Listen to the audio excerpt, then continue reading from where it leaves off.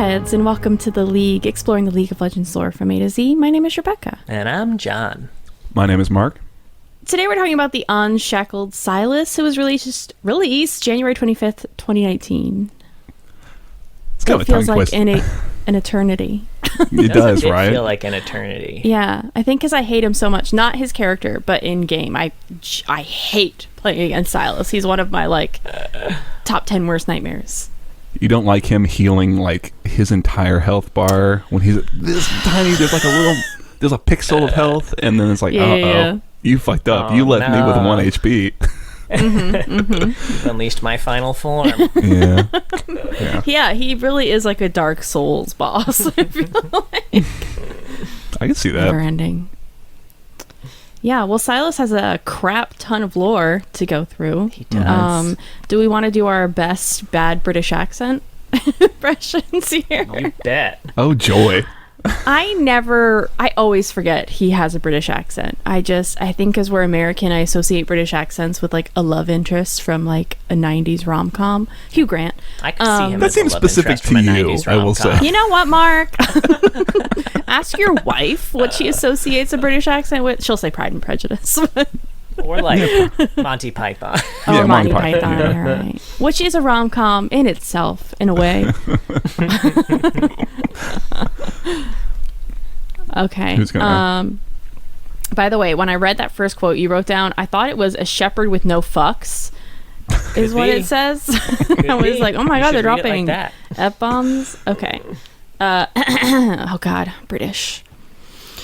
A shepherd with no flock is just an idiot with a stick. I messed up the quote. You I'm were so sorry. good. I fucked it up really bad. You know what? We'll It's cut okay. that one. You know have what? that No, power. we're not. That was my good. I should do my bat when I'm doing D&D. Yeah, I right. decided to just be British, right? Imagine you just rolled a nice 3. And how do you... Okay. Silas sounds like... No more kings. No more queens. No more Mageseekers. Nice. Shit like that. Yeah. A murder of crows. You know, for murder. Nice. That was great. Murder. A murder most foul. Oh, that's not Silas. Here's what went wrong with my impression. I'm thinking about it still. We're going to do a review. Okay. What went good? What can we All do right. better? And action items, right? I was so scared to Compliment do sandwich. the bad British accent. You were beautiful when you did it. That It wasn't great. No, John. You did a great recovery. Oh my god! Wow.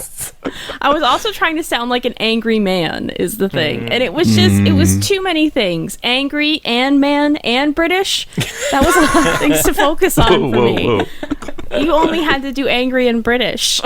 Well, Mark only had to do angry and British. You always No, had I'm to come in angry with all your the highest time. pitch. All right, Hulk. Anyway, on the universe page, he has linked the bio, Mageseeker trailer, the Lux comic, and 3 short stories are all linked. There is also another short story that is very much about more Sylas It's the than most- 2 of these other. It's the most Sylas. It's It only is the Silas. most Sylas out of all of them. It's so important, the best one by far, and it's not the one linked.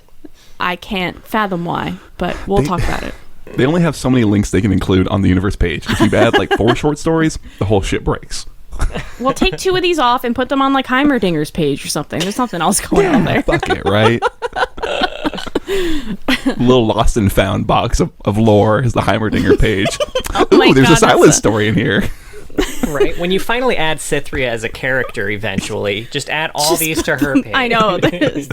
She's got Right. enough stories at this point that she has more universe stories than most of our characters. Oh my Damn, god, you're that's true. You're so fucking right. That's fucked up. I think, aside from the last 2 Void Champions, if you combined all of the Void Champions short stories, I think Cythria has more. I think that girl got a fucking novella, okay? Right? She's She styling Does. on. It's called Garen. It should be called Cythria. But no one knows who that is yet. Legitimately, I feel bad. I keep forgetting who she is. I was reading this story and I was like, Cythria. I know the name's ringing a bell. She's a generic remember- POV character, is what she, I did remember it was Garen Farshield. Although I went on Goodreads and looked up Garen Farshield, at no point is Cytherea mentioned in the description of the novella. This is about... Anyway, Sylas... Yet another injustice of Demacia. Fucking Demacia, dude. Sylas was a normal mage in Demacia, which means he was in big, big trouble. His parents were assholes, so when they realized that their son was a mage, they convinced him to turn himself into the Mageseekers. Sylas could sense magic in others, though, so the Mageseekers had him join them in searching for hidden mages. He was very lonely there because he could only communicate with like the two Mageseekers that were in charge of him, who were like grown-ass men and assholes as well. And Right. You'll kind of quickly see that they just saw him as a tool. One of them was a bit nicer, but truly deep down, like, Sylas, you're still just a mage to him. Anyway, but Sylas was young, felt like this was his way of having a good future. Eventually, Sylas was noticing that magic was way more common than Demacia was letting on, and a lot of powerful Demacians even had contact with it, but it was all the poor families, that like Sylas's, that paid the price. One day, Sylas and his handlers were going after a mage who was hiding in the country. We'll get this in a short story, because they really gloss over a lot in the bio here, and I really had no idea it was gonna... Whew! It's rough. Anyway, it was a young girl and Sylas wanted to protect her. He accidentally touched her and realized like what his power actually is and that it's borrowing magic from others. He ended up accidentally killing like everyone on the scene. Oops, all death. Yeah, oops, all murder. He all murdered them. It wasn't murder, I guess. It was a child. It was an oops. Oops, all manslaughter. Oops, all manslaughter. He oops, all manslaughtered them, and then went on the run because he knew, he was not going to be able to explain this one away. But he was caught pretty fast and got a life sentence, even though he was so young. He was imprisoned and chained with Petricite for 15 years, and that's when Lux started visiting him and bringing him books that are not for children. Fucking War and Peace. That is still my favorite. It's so good. One of them was about Petricite, and Sylas learned that it doesn't suppress magic, it absorbs it. So his plan was to use it to absorb Lux's magic and escape, but her family found out that she was visiting him, so she couldn't come anymore, and Sylas was sentenced to death for this. She's like can't go over to his house after school. Right? They can't hang Yeah. out. Come out and play. No, Sylas. and also, we're gonna kill you now. Just for asking. On order of one Tiana Crown Guard, I will add. Just another tally in the Tiana Crown Guard column. She's the worst. And also, I'm so hashtag Team Sylas at this point. Like, you can't convince me otherwise.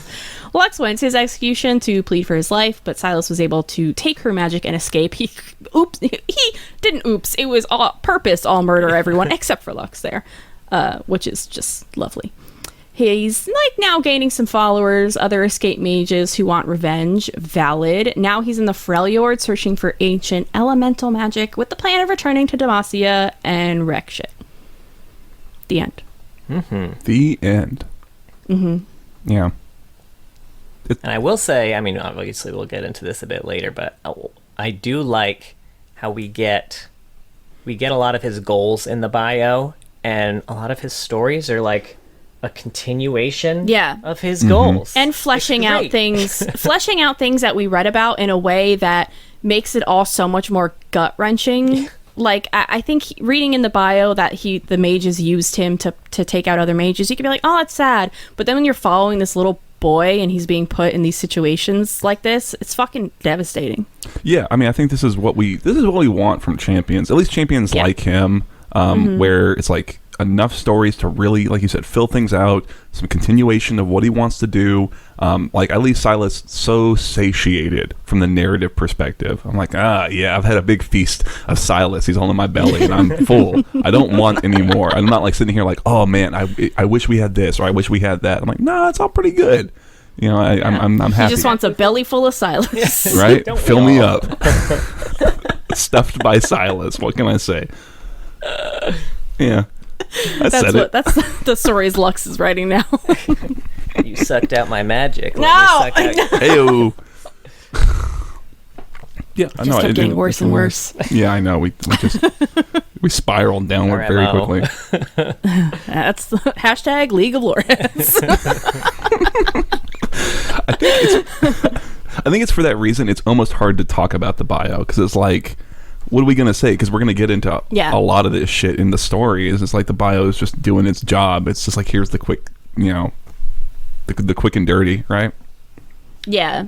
I guess what I'll say just about Sylas in general, because I did actually write down some like problems I have. I think it's all very well done, but problems I have are similar to problems that I have with Zareth and him just being kind of painted as pure evil. They're definitely doing a better job with acknowledging like why Sylas is like where he is, whereas Zareth is just like a big bad man, and they never address the fact that he was enslaved. But it kind of reminds me of this post on Tumblr where it showed a bunch of characters from shows and then it said underneath, you're a radical leftist freedom fighter that the narrative has chosen to turn into a terrorist so the protagonist can learn the horrors of radicalism and choose moderate reform instead. Our light just went out. It'll come back. Oh, fuck. But anyway, that's... Riot's about to raid your house. You just heard me. I don't know. I like where Sylas is. It's like so hard to like put my feelings into words here in this... this idea of like, we need more peace, and after seeing everything he's been through, I don't know. Does anybody know where I'm coming from? Yeah, I think so. I think so. Sylas is very much. I mean, you mentioned that he's kind of like painted as a terrorist and everything, and I think like with anyone else who's painted as a terrorist, like your perspective of Sylas is 100% going to change depending on whose eyes you're looking at him through. That's true. Yeah. Which So, is very like, well done. Yeah, like if you're looking at him through Garen, he's like an unredeemable terrorist who's kind of, or like Jarvan, he's just a pure asshole who's torn down what they've built or worked so hard to build.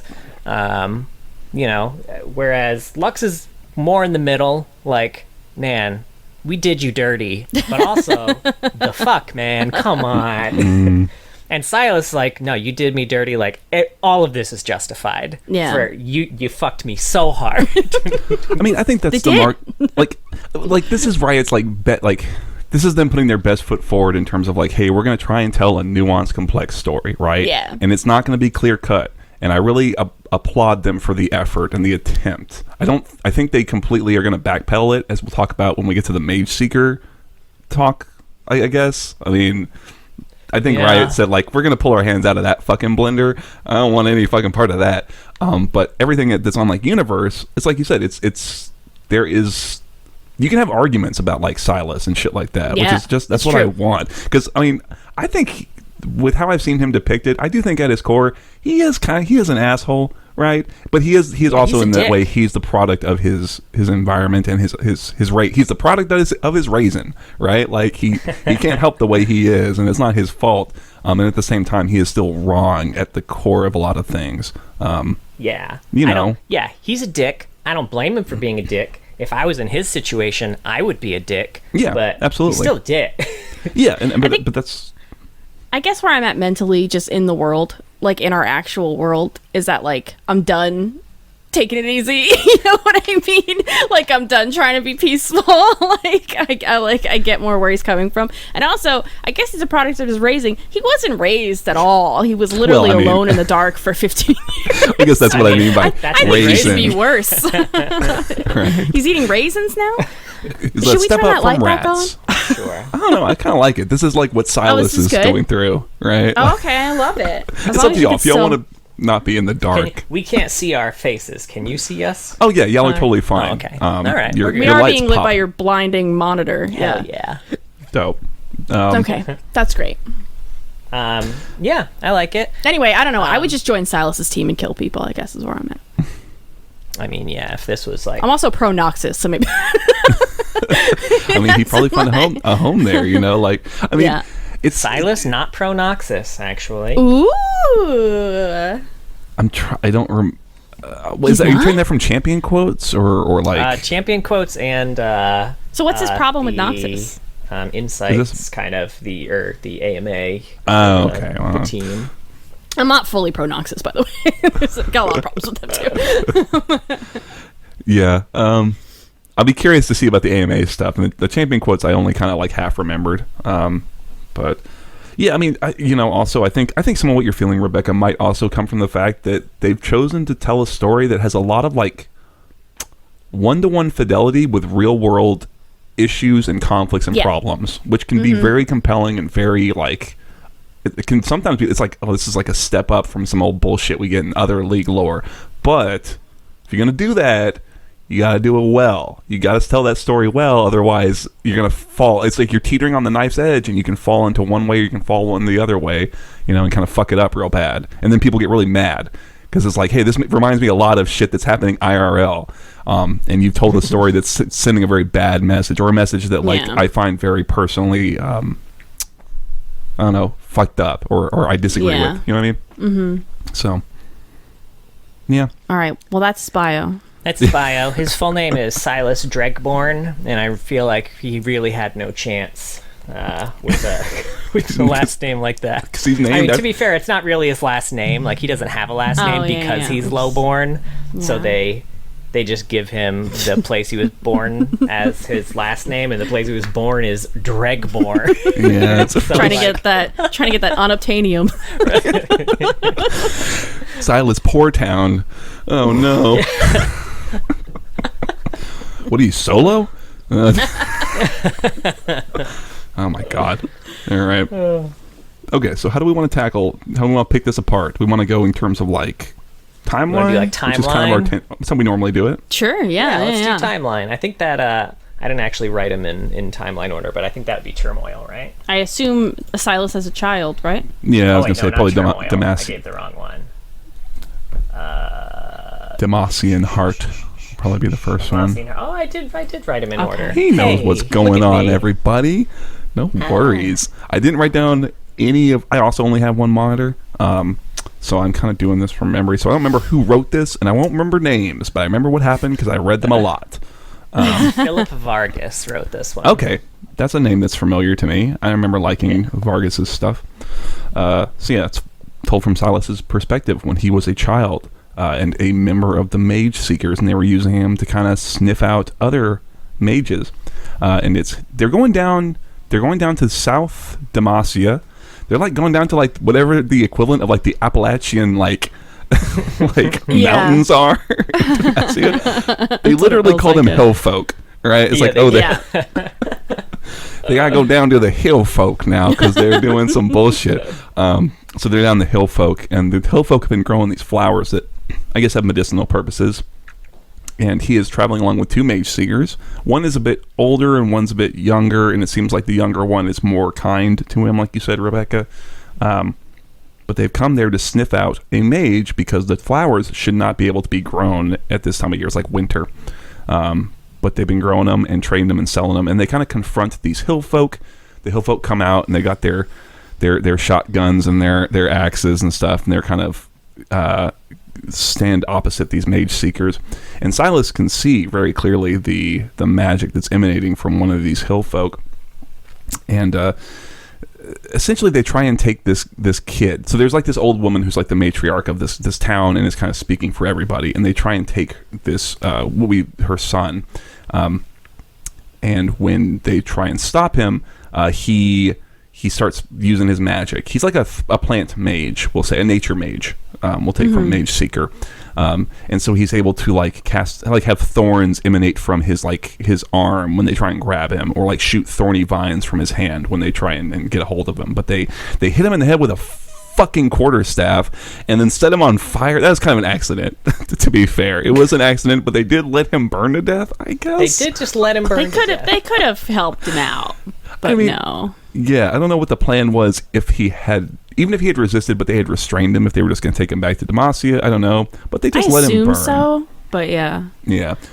During the scuffle, the younger Mageseeker, he gets pricked by some of those thorns on the arm, and it seems fine. Everything seems chill. And then later on, they're traveling. Silas is kind of like up at night doing the first watch, and it's kind of pathetic. He's like, well, at least I get to see all of this, these mountains and all this new land that I never would have seen before. This is great. This poor fucking kid, man. I want to adopt baby Silas so little baby bad. Silas, fix him, set him on the right path. Yeah. But the younger Mageseeker who was pricked is, at first it's like, oh, he's having a bad dream, and then they realize, oh no, some shit is fucked up. We can't wake him up. His eyes are completely pale. He's starting to convulse, and there's some sort of like corruption or affliction going on under his skin. So then they start riding hard for Rinwall, funny enough, and they're trying to get to Rinwall. We also kind of see the relationship between Silas and this older Mageseeker, is that the older Mageseeker really doesn't kind of like him. He just kind of sees him as a tool, and is like very quickly casts blame on him for this whole thing happening in the first place. They end up at a farmstead where there is an old farmer, and there's a bunch of dead cows, and they're trying to figure out like what the fuck happened here, but also we need help with our friend. Can you please help him? They bring him inside. They start kind of trying to work on him, and nothing's kind of working. And so what they kind of conclude is like, okay, we can maybe use like, I don't know, they like burn shit out of cows, like parasite infestation. Parasite worms or something. They burn them out of cows with some kind of medicine. Yeah. So maybe we can cut it out, and then we'll burn out the rest, and that might work. But we need to stay here. Silas, you go out to the barn and go get the stuff, the whatever. The poultice, and Silas goes out, and as he's going out, he's getting this sense of like there's magic here, and he goes into the barn, and he's like there's super magic here, and then some figure steps out, and it's like this blinding light of like this raw like rainbow essence, and it's just a little girl, and apparently that little girl was whatever had happened to them cows, and is the daughter of the farmer who is kind of helping them at the moment. But Silas is like, I'm not gonna turn you in, chill out. I'm going to take this back in. We're helping my friend inside. They're Mageseekers, so just stay the fuck here. Chill. He goes inside, and the younger Mageseeker is already dead. He took too long. And the older Mageseeker, very quickly after that, kind of cottons on that the old man's lying about the beast. There's obvious signs of a child living here.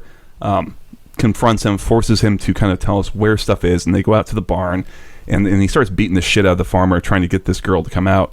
And she does, and as the Mageseeker kind of goes in to go, get her, Silas kind of puts himself between them, and in doing so touches her, and her whatever magic is in her courses through him, and he doesn't know what the fuck's going on. He's never done this before, and it's just like before he knows what's happened, magic explosion essentially, and everyone's dead, and it's just him left, and he's like, well, they're not gonna fucking believe me about this shit. Yeah. I guess I'll just go see if I can escape, because at least I know how the Mageseekers work. Apparently he didn't do it good enough because he got caught. He doesn't know how they worked quite well enough. Did anyone else think when they first got to this farm, you see like the cows have been like singed or something, and we don't really know, but clearly magic hasn't been involved. I thought it was Shyvana, actually, as a girl. I can see that, yeah. Yes, and that we know she was adopted by a farmer. So I got kind of excited. I was like, oh, we're going to learn more about like her dad. Did Silas accidentally kill her dad? And then she escaped? That would be so cool. Oh, that would be great. Shit, dude. It's devastating that he killed this little girl mage that he was trying to protect, obviously. I can get the gut wrench of that, but I do kind of like the connection of him meeting Shyvana as a kid and using her magic to kill her dad by accident. Yeah, that would have been... I almost kind of think that would be more interesting. It would help kind of tie some more characters together, and goddamn, Shyvana needs whatever help she can get, right? So like let's loop her in more. And that could help maybe explain a little bit more of why she might be more, I don't know, sympathetic to like Jarvan and that type of perspective, because some little she mage saw kid what this can do. Fucked her life up, right? Essentially. You know? I kept waiting for them to say that she had purple skin, and I was like, okay, Silas, mention her purple skin, right? Come on. She doesn't have purple skin. Oh, she's dead now. I guess it's not Shyvana. Now I feel for Silas here, but now the impression I got was that the Mageseeker straight up murdered this girl's dad. I don't think they said it, but they did say that he fucking burst his crown with his cane. Yeah, absolutely. He totally killed him. And he was for sure gonna kill that girl too. So both of them already gonna die. The only one that Silas actually, killed who wasn't gonna die was the asshole. So like, that's an interesting tack that you're taking. I don't necessarily agree, but you are right that he did kill the farmer dad. So I'll give you that. That's what I'll give you. The rest I don't know about, but Yeah, this is a really good story, though. It's really well written, and the whole process of seeing Silas traveling with them, and just how lonely he's. I don't think he's ever been surrounded by like kids ever in his life. Like he never got to be a kid, or no. Oh, it's so upsetting. Which is honestly goes a little bit counter to what we learn in Mageseeker. Oh yeah, but can I like vote that we don't talk about Mageseeker until we talk about Mageseeker, because it is like a complete retcon of so much shit. It is just its own beast, right? Like, yeah. So one thing too, so we touched on it a little bit with the town that was growing the flowers, but I think like an important thing to note here was, obviously they're using magic to grow flowers that are kind of strictly medicinal, which we also find out when the one Mageseeker, because Silas picks one of them, he's like, oh, this is pretty, I'm going to keep it. When the other Mageseeker is dying, they give him some of the flower because it's such a potent medicine. So the fact that, and the other Mageseeker's like, he's like, oh, is this going to work? Because this was tainted with magic, basically. And the other Mageseeker's like, no, it's fine. All the magic to grow was like hardier. Yeah, so he's fully admitting. And I feel like that was another moment where Silas is like, hang on, fuck, man. Yeah. Literally, all they're doing is helping people, and like we're gonna fuck them like this, and literally killed a kid over it. And they then, also, I think you got to. And then when they get to the farmer and they're having a hard time healing him, the asshole Mageseeker, who's like, nah, magic bad, is like, hey, is there a healer around here? And the farmer's like, no, we don't have any like herbalists or anything. He's like, no, a healer. The other kind of healer. I need some medicinal like flower, right, to help my friend. I need some medicine. my back's been hurting for a while, man. I don't know. I get anxiety sometimes, right? So Silas has straight up gotten to see like all the hypocrisy. They don't actually. They only dislike magic when it isn't being used to help them. And also, how boring was Demacia that they're sending people like miles away because they're like, you're growing flowers. It's a good question. These super helpful flowers aren't supposed to be growing up. We're supposed to be dying this season. There's like what the hell? 30 fucking people in that fucking village, dude. Let them have their moonshine. Man. Like they're not bothering nobody. They got their jug band playing. Just let them be. Just let them go. They're trying to get through the winter. You piece of shit. Go home. Watch. Get a hobby. You know, read a book, man. I mean, I don't disagree. You know, but I did really like that moment where he's asking for the healer. I think because I don't remember their names. It starts with a V. Is the asshole Mageseeker we're talking about? I guess I liked it because like there are little moments that humanize him. But he is still villainous, right? Like he does really care for this other Mageseeker. Like he's really trying to comfort him and stuff. And he connects with the farmer about the fact that they used to be soldiers, and he kind of leverages that to get the aid, you know. And I think it's so interesting to me because again, it's like echoing the things we see with Demacia, where it's like people are suffering these very like personal, tragic losses, like Jarvan the Fourth, that then drives them into being like complete dicks. Right, and immediately in the wake of it, right? Like, you know, he was more than happy to, yeah. And we see people like Garen who are exactly like this Mageseeker. It's like, nah, magic is bad. Fuck the mages, but you, like, you're cool. Like, I'll protect you, sis. But like everyone else, fuck you, fuck y'all. You're cool. Fuck you, you're cool. Another timely reference from the Lord heads. Yeah. Yeah, that was very real though. He was a very real villain, that Mageseeker. Because a lot of people are very hypocritical in the things that they dislike or find evil. A lot of people are really hypocritical in that way. I did like the Mageseeker who died too. One of the last things he did was make the evil Mageseeker tell Silas that this wasn't his fault. He literally is like, tell the boy that I'm not dying because of him. Do it now. And he was just like, the best he could do was like, shit happens. It's a bad luck kid. I don't know. That's life, I suppose. But also, yeah. I mean, you know, it's nice to see. I mean, it's kind of like you said. I really the big potential with the whole Demacia storyline, right, is that you can have these villains who feel so real and who, like, you can understand them as humans, but they still are doing heinous shit. And Sylas is kind of almost a nice little inverse of that, right? You can so understand where he's coming from, and still is doing things that we find reprehensible in various ways. So that's the great potential about the setup and doing things that are so complex and require nuance. And they deliver on it here, I'll say. And it's very nice. And yeah, like I said, it was really sad seeing Sylas being like, being the Mageseeker has got me. I was able to get out and see the world and see people burn to death. He literally had to turn his mind into thinking this way because he couldn't stop thinking about that burning child. And he's like, no, just try to think of something positive, man. Right. At least these mountains are pretty. Yeah. These mountains are cool. Yeah. These mountains are really cool, huh? Thanks, Mageseeker. Stars are looking nice tonight. I like also when he empties his pockets to get the flour out, and the only other shit he's got is like a toy horse and like a rock, like a shiny rock from the river. And that's like his ooh, this rock going in the pocket. Not everything gets the pocket treatment. But a good rock? I mean, I don't blame rock? Yeah. Team Sylas all the way, man. Kid knows what's up. Right? Mm-hmm. Yeah, right, super what's good. Next? I guess arguably the Lux comic. Yeah, I was gonna say. You're right. I think Lux comic is next. Yeah, which we did talk about quite a bit already. We've talked about it a lot. We've talked about it a lot. I mean, we can go through the very quick summary. Is it's just kind of showcasing, filling out Sylas's escape, him forming a relationship with Lux, leveraging that to get the knowledge about the Petrosite, and also using her to get magic to escape, and then kind of foment a mage uprising. Planning on killing J3, finding J3 killed by some mysterious means that we'll find out when Mageseeker releases, and planning on killing J4, and then he gets kind of thwarted by Garen, and then he escapes out with his mages, ready to cause trouble.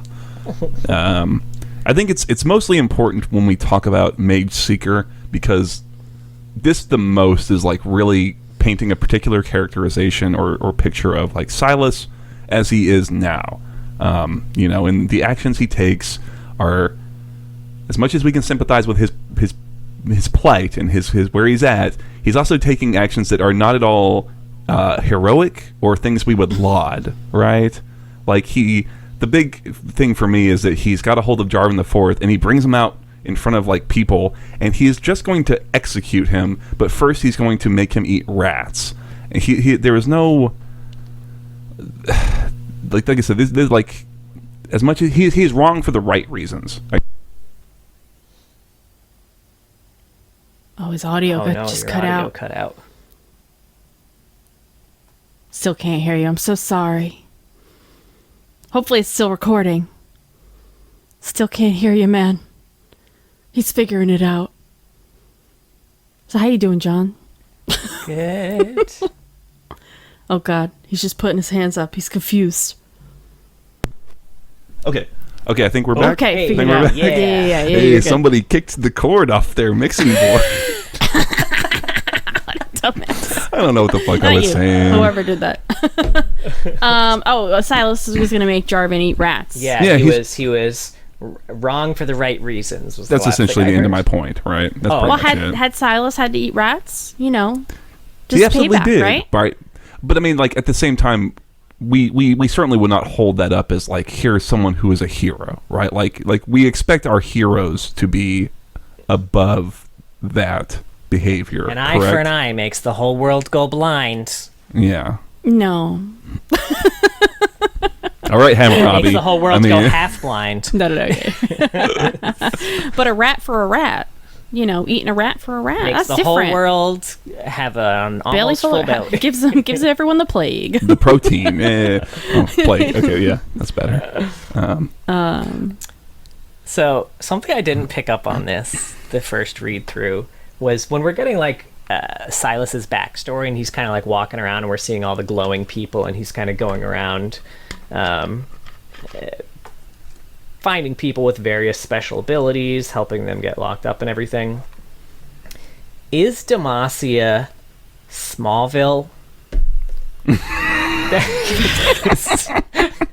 I watched too much Smallville because I understand exactly what the fuck you're saying, right? I don't know if I remember Smallville He's like, enough. they've got all these people who, like, a meteor fell in Smallville. All of a sudden, all these people have powers. They didn't have powers before. They don't know what the fuck to do with them. A lot of people who have them are hurting people on accident because they just, well, I've got these powers. What the fuck do I do? And the government's just like, well, I'll tell you what we're going to do. We're just going to arrest all of you. Who cares if you're children? And then Clark Kent is essentially Silas in this, being like, well, you've got powers and I'm a bit stronger than you, so I'm going to go help them arrest you in a lot of these cases. I mean, when you get later to the episode where you see the prison that has all the people that Clark has fucking been responsible What is the name of for that fucking arresting prison? over the years. Remember that episode where he switched bodies with not with Lionel Luthor and he was stuck in the prison with oh my god. Smallville is like both terrible and awesome at the same time. That's like just about any CW show from that time, I feel like. Smallville is like the defanged like rah USA Buffy is how I kind of perceived it when I watched it. Defanged. You're right though. Yeah. It doesn't. I don't know. Maybe that's the way the whole of Runeterra is. Maybe like there's this magic fucking everywhere. That's the thing we're kind of almost like expected to believe from things like Mageseeker. Yeah, we kind of have definitely us don't know believe. how Magicborn are Magicborn, I guess. We know they're kind of around, but why do some people have powers and some people don't, Riot? Where'd the meteor fall? Yeah, because, yes. I guess to be fair, sometimes it's just shit like, well, I was gonna say just like growing flowers, but that dude also had like thorn armor and can shoot vines out his fingers, so he's not a good example. But it seems like from like, again, Mageseeker, there are people who just grow, like actually factually grow corn and shit with their magic, and that's all they can do. So I don't know. But they still get arrested. Yeah. So I have some notes in here for Lux and all the flags she ignored. She's just too positive of a person, too optimistic. I can change So, him. flag number 1. When Silas is talking to her, he's like, oh, this sucks. There's injustice everywhere. And she's like, yeah, I guess, but like it's not too big. Like, well, what are we going to do about it? That's just the way the world is. He's like, I'll tell you what you do. We take an axe to the throne. No kings or lords or ladies. And she's like, wait, you would kill to do that? No. No. Just letting off steam. I do love to imagine he does give that pause. It had an ellipses beforehand, so I think he does give that pause. Oh, Like, then you're right. shit, who am I talking to again? It's not a rat this time. I gotta watch what I'm saying. Flag number 1. Flag number 2. Get me the original texts of Durand. And then she's like, ooh, sorry, Silas, but they're like locked up. There's nothing I can do. And then he's like, damn them! And punches a hole in the ground. Yeah. Ladies, if he punches a hole in your ground, leave him. Yeah. Yeah, life is going to be putting a lot of holes in your drywall or the ground or whatever. You don't need dudes doing that you shit. You only have so many posters that you can hang up to cover up those holes. Third flag. You share blood with the people who ruined my life. She's like, oh my god, I'm so sorry. There's nothing I can ever do to make it up to you. Actually, there is one thing. Asking her to do the one thing she already said she couldn't do for you. Flag number 3. Yeah. She's not good at ignoring flags. But that's because she sees the whole world through the lens of all of her light. I will She say, is luminescent. imagine you're Silas. You've been through everything you've been through. You've had 15 years in the dark alone. And then this young woman comes down, and when you're like kind of talking about how awful everything is, she's like, well, what are you gonna do? That's it's actually just been life. pretty okay for me. Yeah, it's been not that bad as a mage for me. What are you gonna do about the king, huh? He's just evil. Yeah, take an axe to him. What are you talking about? Yeah, again, I'm not faulting him for doing it's it. just funny. He's living his best life. It is amazing he didn't decide to try and strangle her like through the I bars. know, Like, right? you fucking airhead. It's good restraint. He knew there was something he could gain there. It was good restraint. Yeah. Also, and this is going to touch on Mageseekers a little bit, but not lore-wise. The first thing he says when he frees all the mages is, head for the sewers beneath the plaza.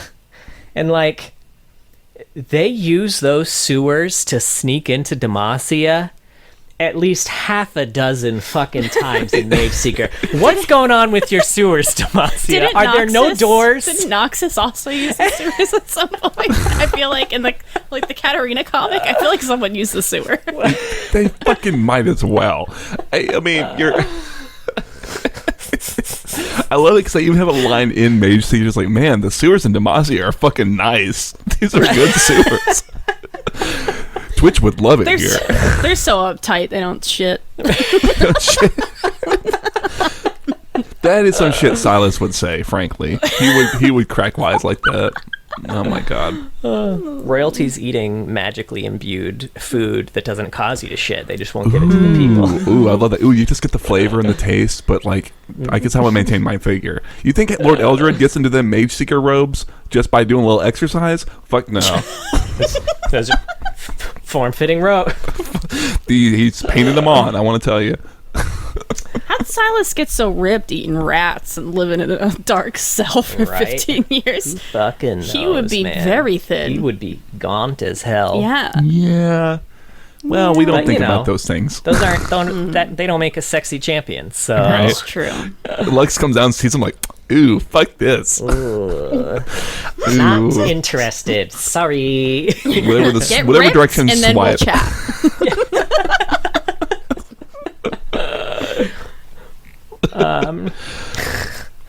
We did make the Azir comparison, like the Azir Zareth comparison. There's one line that Sylas has, which is just a very direct comparison when he kills everyone, and then Lux is like, but why? We can change or whatever. And Sylas is just like, he was king. He could have changed things at any time. Yeah. Instead, he gave us more suffering. Doesn't he say that to like, am I wrong? Does he not say that to J4, right? When he's got J4? He may have said that to J4. Yeah, that's what I thought that's what you were going to say first. And then, but you know. But yeah, you're totally right. I forgot right. who he said it to. I just wrote the quote. No. I mean, you're right, though, right? And at the very least, like, at least J3 realized at the end, like, oh, fuck, I've been fucking up big time. Super fucking hard. But would any changes have happened if Sylas didn't do what he did? No. You know? It's a fair point, right? Rebellion. I mean, it's a fair point, right? Like, I think, I mean, absolutely, and that's what makes it so fucking juicy, right? Is it like, yeah? I mean, he's right for the wrong reasons. Let me fucking tell you, and I love that. And ultimately, he's making Demacia a better place. Like, and not even sarcastically, what he's doing is making them rethink their entire system. As long as you're not like some bystander or like somebody who works for some lord who happens to be like guarding a carriage. Overall, you know, in the long run, I think Demacia will be better. Does this thinking not also justify the means? Yeah, does this thinking not also echo something that perhaps Mageseekers would have said that yes, for the individual? Yeah. But that's what's so fucking spicy about it all, man. That's what's so fun about it. You know, you got all these conflicting people in these situations. Can't we all just get along? Right? Can't we just like hang out and grow Can we just call flowers? Seraphine into Demacia? We just need Seraphine. We need Live Aid, right? We need. You know what? I think it's too much for we need Seraphine and Sona here, shit. and they'll both sing at the same time, and they'll be like, "Oh my god!" Except and then we'll have Echo in the background. Yeah, and then Ezreal will go. Who's that guy who's yelling? Who's that guy orgasming in the background? Watching Sona play. Oh, that's Jareth Lightfeather. Hey-o. No. I love that idea because I imagine Sona having to like duck out halfway through because the Mageseekers are coming to kick her ass, and Seraphine's just like, You're right. well, that sucks. Anyway, I'm gonna play some new stuff while that's happening. It's like from the new album. Everyone's like, fuck this. Oh, God, I'm leaving. This one called "Let's All Be Friends, Guys." Like, please. Beautiful. All right. We have too much. We have too much. Oh my God! silence Yeah, to we get gotta through stop to be fucking recognized around. there. All right. Fuck. Well, Okay. all right. One thing. All right. Two more things in the story. Okay. One, I'm gonna call this a continuity error. I've never seen Silas limp once. That bitch took a dagger straight through the foot. Oh, he's fine. He's fine. He's fucking fine. Straight He got through. arrow I in can the shoulder. see pulling out an arrow. That's whatever. Stabbed straight through the foot. But look how ripped he is, John. I bet his feet are just as ripped. Not anymore. Now they're torn.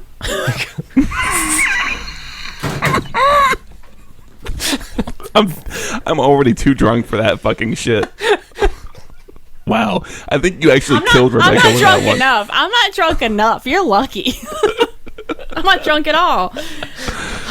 Anyway, what's your other problem, John, besides everything about you? Yeah. Just kidding. I love you so much.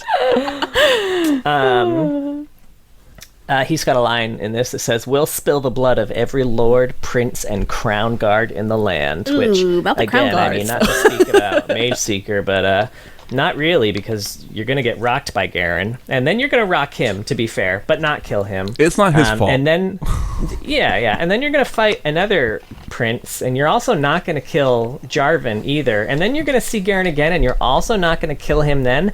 And if you're trying to get all the crown guards, you're not even going to meet Tiana. It's almost Now, like to be It's almost like Mageseeker is completely walking back the character because they realized, hey, we made an asshole. And I don't know if players want to be an asshole.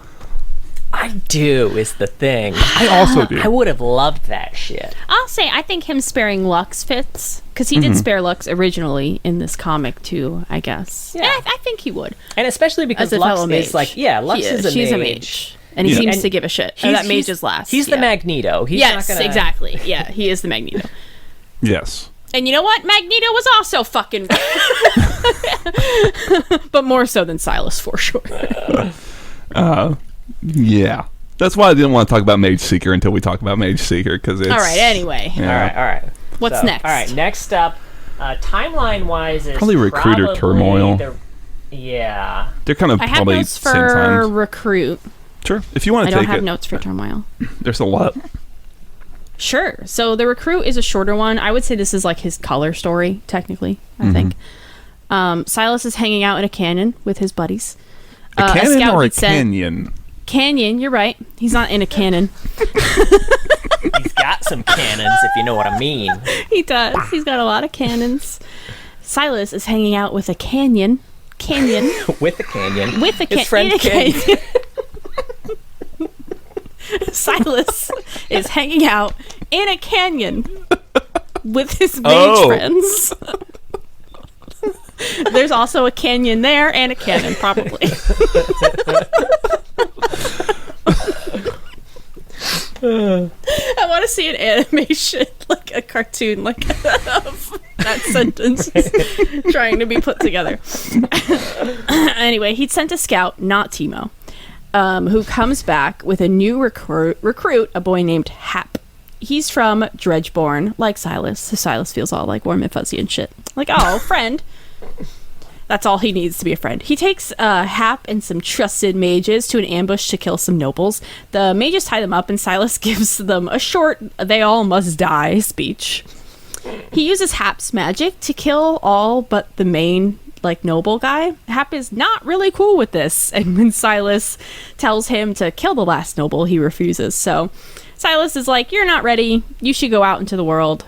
Maybe one day you can come back." So Hap's about to leave, but he realizes his choices are to go out in the world alone or to kill this noble, so he picks up a knife and stabs him. And that's the story. Yeah. Yeah. Yeah. This one's a rough one for Silas. This is a rough one if you're a big fan of Silas, I'll say, because he is super, like... they've got all of the captives, right? Okay, ignoring the fact that he's executing a bunch of captives, that's already not great. But he's got them all set up, and then he's like, to his mages, he's like, "I don't know, should we let them go?" And they're like, "No."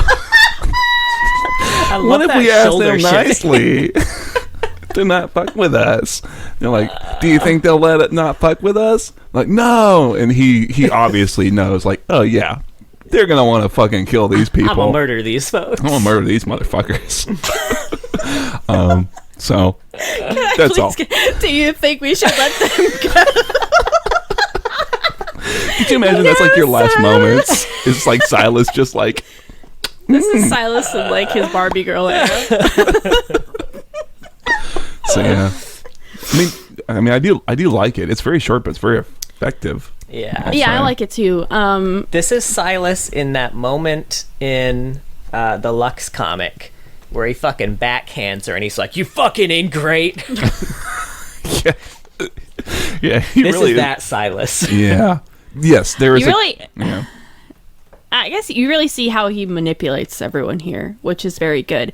And even him using Hap's magic, like he's just kind of using this kid to show him how his magic can be used to help his cause. I don't know, like every step of it into manipulating this boy into joining them is so good. Not good, like morally, but you know what I mean? Well done. It's a great read, right? It's for something that's like a color story. So many color stories are like, yeah, whatever, you know, they killed all the dudes. This one's like, it tells you so much about Silas. It paints such a picture of him as like, he's so deliberate in the things he does, you know? It's fucking great. I really like it.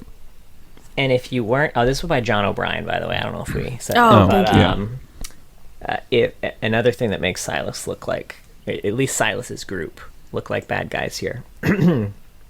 When the wagon was coming, it said, with a flick of his wrist, a scruffy old mage summoned a thick cord of iron vines that snapped across the road, catching the galloping horses at the knees. The racket was deafening as the steeds fell neck first into the dirt. Like, excuse me, dude? You're a fucking plant mage. You can find another way to stop that wagon other than murdering the horses. Yeah. What the fuck did they do? That's a good point. That's a really this is a kill the cat moment. Yeah. Yeah. I didn't really like cotton onto it at the start, but Me neither. You're right. You're totally right. You know what? Fuck Silas. I'm not on Team Silas anymore at all. I mean, you know, it's you know, man, it's so hard, right? It's so hard to like just be completely fuck Silas. Although I do kind of there's no fully Team Silas or fully Team not Silas. I'm Team Lux, and that's the ideal, right? That's true. Well, we said it from the start, right? Is that she's the nice middle ground. She's the way forward. But yeah, you know, it's a really subtle little thing that paints a picture of them as like they don't care about the collateral damage or the horses or whatever. Yeah. And you know what else? Like, no, go for it. No, you go. I liked. It said the recruit looked down at the wrecked carriage in front of them and the long dirt road that wound back to the capital. "I'm ready," he said when he like picked up the dagger to murder that guy. And I just like thinking that he like looked at the dirt, like the long road, and was like, I'm so fucking tired, guys. So fucking long to get back. It's gonna take like at least 2 days. Are you kidding? This carriage is wrecked now. I can't take this. Like, all right, fine, I'll murder him. I'm not walking home. And you killed the horses. I couldn't even take one. Right. It's mostly just lazy people who are members of the Mage Rebellion, honestly. So sign me up. You don't have to call me out like that, man. No, I'd walk instead of kill a man. Well, you know what I was going to throw up is that like it's easy because this guy is some nameless noble, and it's very easy to be like, you know, aristocracy, nobles, you know, fuck them all, right? But you know who was a noble? Lord Barrett Bouvel. That guy was pretty fucking good. Silas would have killed him. Yeah, absolutely, and that's the point that all hold true is that Silas would kill Lord Barrett, and that's bad. And he would still kill Lord Barrett's wife, I imagine, who's still alive. Oh yeah, I guess she's an heiress. I think she's given up her title, right? Oh, that's true. I think it goes to like the children. Loophole. I don't know. Silas probably doesn't give a shit too much about Demacian like inheritance law. He'd probably just kill them all. Yeah. Kill them all, Silas. Give me your paperwork. Hang on, let me see. As you can clearly see here, line 13. He puts on his little spectacles. Like,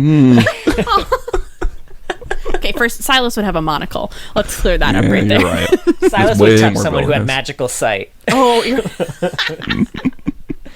Now I've got 20/20. That's my magic ability.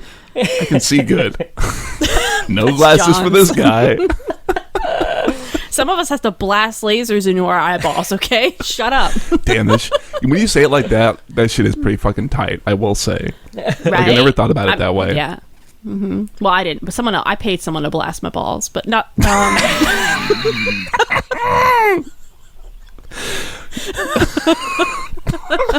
You know what? I like the way I worded that. I'm not gonna change a single thing. What story is next? Hold on, one more note about this one. Okay. This is another Sylas dick thing. Okay. Well, not. Yeah, you know what I mean. Silas Balls is a dick thing. yeah. As the youth raised his dagger above the nobleman, Silas's sorrow turned to unmitigated joy. No matter how many times he liberated, it always made him smile. And his use of the word liberated here I love it. Is pretty liberal. is exactly how like a cult leader would say it. If like you were to like drink if you were to drink the punch that was going to kill you, straight up like, liberated another soul.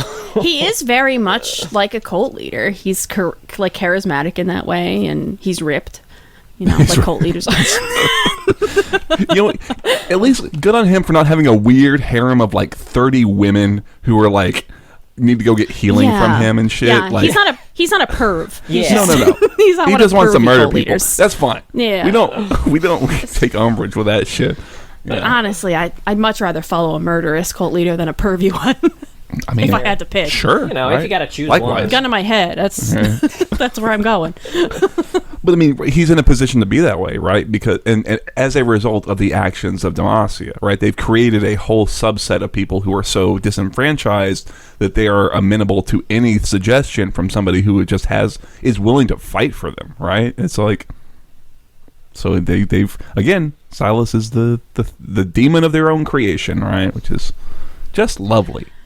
I was glad I had read the the story where we follow Silas as a kid first, because I feel like I appreciated this one a lot more, because like that boy, you could think about Silas at that age, right? Like that's probably when he'd been arrested and been through all his shit, and to him he is saving this kid from like the life that he had. Yeah. I don't know, it's very sad.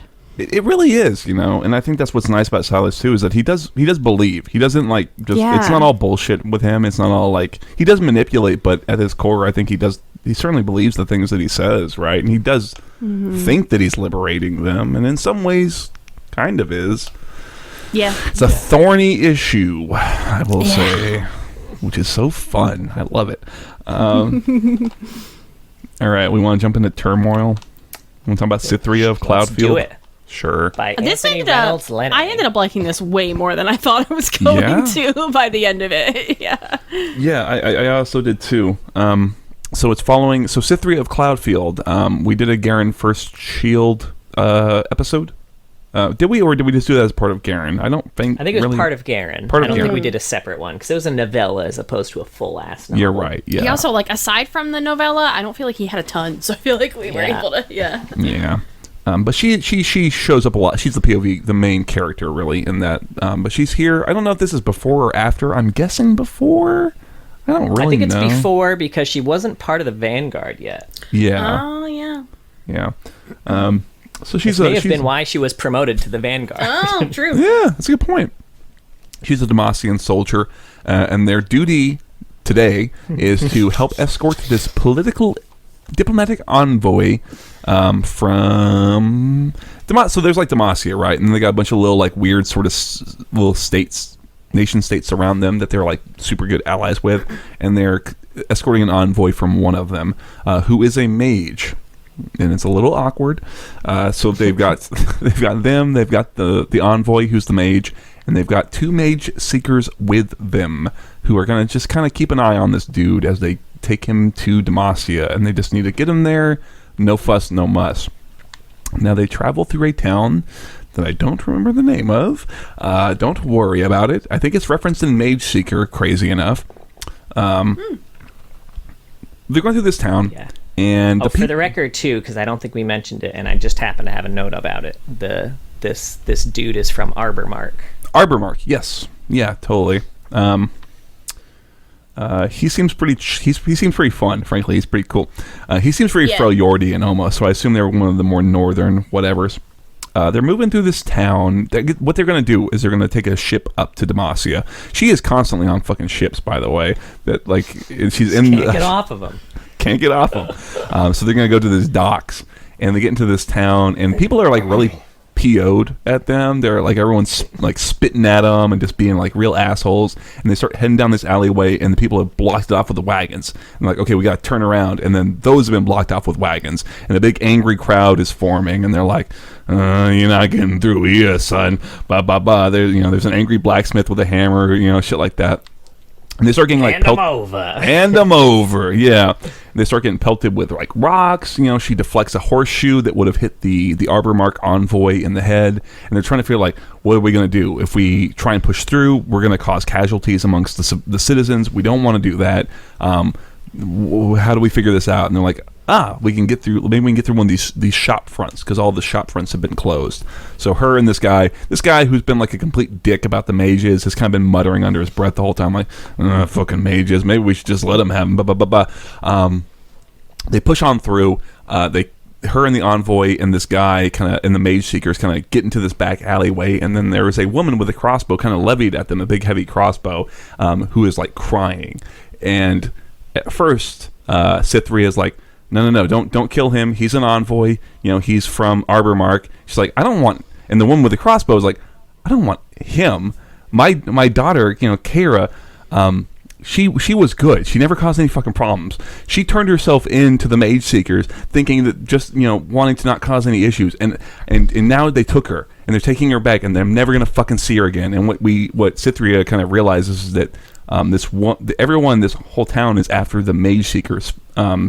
Because they took this woman's daughter, and so they're kind of having this very tense standoff. Cytherea is kind of like, okay, calm down, you gotta give it to me, I can't let you kill him. But the woman still shoots off the crossbow. It deflects wide, and it's gonna hit the dude who was being a dick about mages in the throat, and then the Arbor Mark envoy kind of like magics it away, saves this guy's life. And then after that, the woman with the crossbow sort of like breaks down. Cytherea comforts her, and they kind of go back out to the rest of the crowd, and things kind of dissipate from there. The crowd disperses, everyone's able to kind of breathe easy a little bit, and they progress on their way, and no one's arrested. There's no, as far as the Mageseekers are concerned, there's no like magic that's happened there, so no one gets arrested or anything like that. But it's sort of like a sobering moment for like what's actually happening in Demacia, I guess. I think that's it. It's really good. Yeah, it is really good, and you're really seeing the Demacians turn on the Mageseekers, which I think is really smart, and kind of the direction I think Demacia needs to head in if it wants to go in a better direction than it's been going in. And I think it's realistic. There's this small town of people. There's a little girl. She shows magic, and they take her from her family, from her mom. And as a mom of a daughter now, I'd fuck up both those Mageseekers so hard. It makes sense that Demacians would turn on the Mageseekers in the end.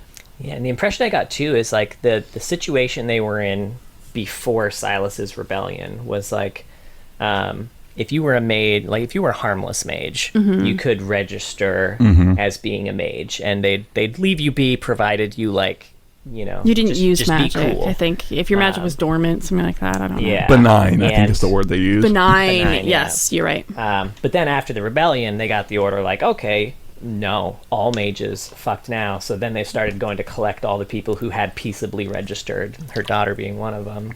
Didn't her daughter, I still think her daughter even then gave herself up. It was like, I don't want to cause problems. I'm just going to give myself over. Right? Yeah. But, that's good though. So early on, when she first meets the envoy, Cytherea said he had the heavily muscled build of a soldier or a smith. Definitely not what she'd expected of a mage. She'd always imagined them as sneaking, cunning types, preferring subterfuge and trickery to physical strength. And like, have you seen Sylas? Have you not seen the wanted posters of Sylas everywhere? Maybe they draw him Dude really is jacked skinny. Beyond belief. They draw him all weak and shit.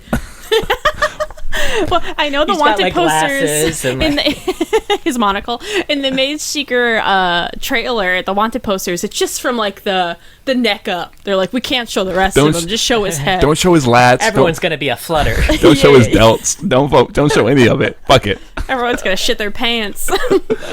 You saw what happened to Lux. Yeah. Also, there was a moment here that... Oh, go ahead. No, it's whatever. I'm just rambling. There's a moment here that gave me such fucking Zootopia vibes. Okay. So, they're there, and I guess this dude is, he's given, like, an Arbor Mark salute. And it said, Cytherea clasped her hand around the hilt of her sword, thinking he was performing some arcane conjuration, before realizing it was the Arbor Mark salute, and then she flushed and got all embarrassed, which is a real fucking Judy Hopps moment with that fox spray right at the end, where she gave that whole speech about like, oh, you know, these predators are reverting to their base form. He was like, what the fuck, man? I'm a predator. Are you scared of me? You scared I'm gonna go crazy? And then she like grabbed her fox spray and was like, oh no, sorry, my bad. I like how in the midst of that you said a scared, and it was really cute. I don't think you meant to. Are you scared of me? It was adorable. I couldn't even focus on the rest. It made me think of Sona, where she's doing her sign language. She's like, but I gotta do it real subtle because people might think I'm doing magic shit. Yeah. Yeah, it's true. Which, you know, we could have been paranoid at the time, but no, that's yeah, absolutely, you'll get fucking right? Stabbed. Yeah, for by sure. Cytherea of all people. Of all fucking people. Yeah, I know, right? I don't know. I it's like you said. I really liked it because I think again, what's been so fun about the Demacia stuff is that like this shit this is absolutely something that feels very grounded and real. That like you would have this weird, very tense standoff with like citizenry and like no one.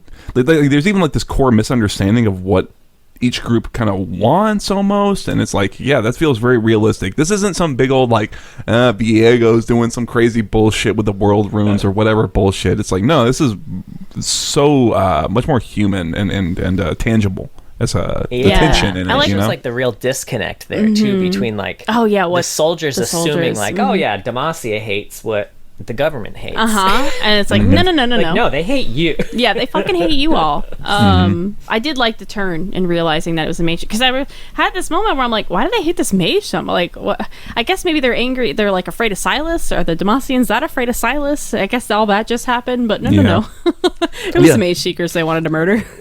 Yeah, that's what I assumed. And you know, I mean, I really, again, it's like you kind of says, like, I really sympathize with I wish I remembered her name, the woman with the crossbow. I don't blame her at all, dude. Because at one point the mage, I think Cytherea is like, you know, we'll help. We'll get, you know, what's her name? your daughter Kyra, back. Kyra, and Kyra. And the woman's like, no one ever comes back. They don't come back. No one fucking comes back. This is like just complete confidence that like my daughter is gone. My world is gone. I was like, yeah. I might shoot you with a fucking crossbow. Specifically, I might also shoot you with a fucking crossbow. Unless Sylas specifically rescued her, she's absolutely gone forever. Well, I don't know. Is she like a wind mage that can like he can add to his squad so that he can unlock a treasure chest in his headquarters? Because then she might be safe. Honestly, maybe she's with Sylas and his group. I don't know how old she was. I didn't say. But he does recruit children, so yeah. I mean, and she could be. He rescued a lot of people and sent them over to Lux too. So, that's true. She could be with Lux too. I like that. Fuck, we hope. Yeah. Yeah. And then Cytherea had 2 lines. One like just 2 lines, the whole thing. 2 lines. Just all she had. When the townsfolk were starting to attack and they were like throwing rocks and stuff, that kind of dick soldier pulled his sword out. I'm like, I'm gonna fuck these guys up. And Cytherea was immediately like, no blades. Like, these are Demacians.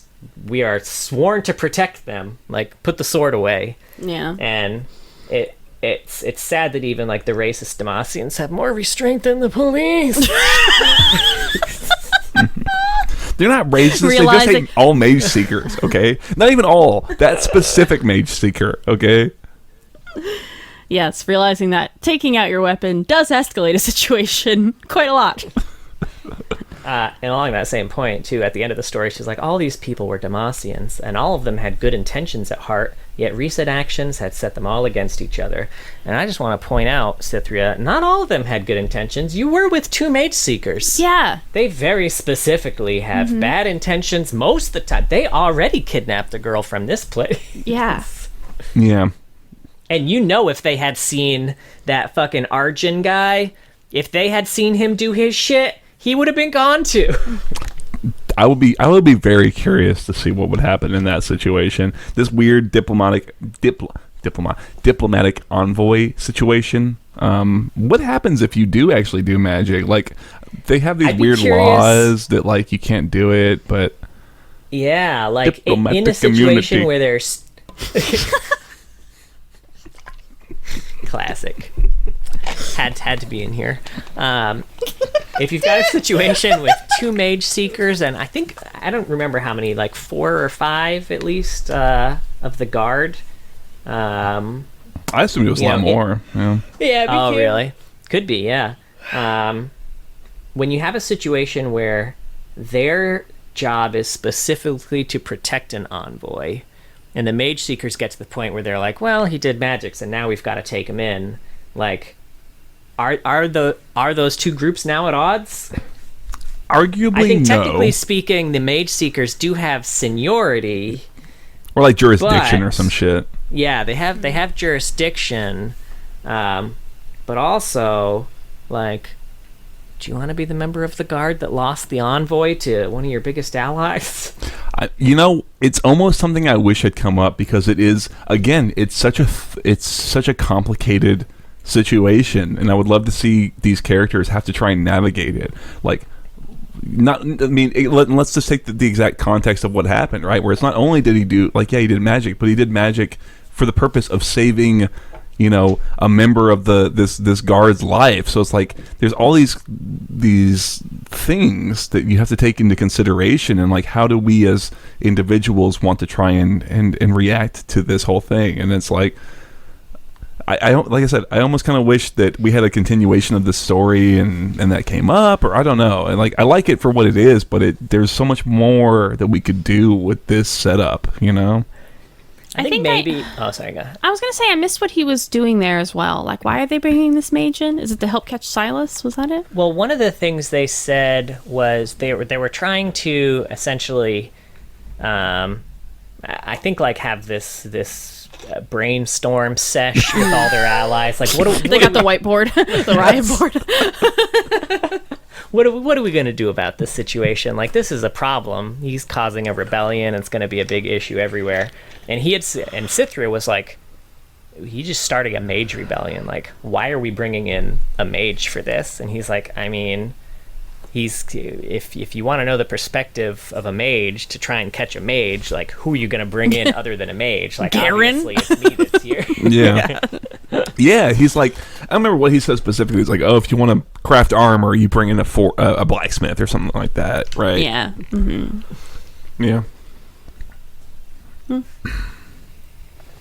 All right. And maybe what I was going to say too is, like, maybe they didn't want to do a continuation because then it kind of steps a little bit too much on the Quinn story that had kind of a very similar thing. That's true. That's a fair point. I don't think they thought that. I think it was just like, yeah, this is enough. But you are right. Like, that's its own thing. I don't think they realized the Quinn story existed, but you know what? Happy accidents. They covered both bases. That's fine. Sometimes Riot does bad things accidentally, and they do good things accidentally, and we can give them credit for those the latter. Sometimes Riot does bad things for good reason. Look, Riot is So wrong, Riot but for is the right Riot. reasons.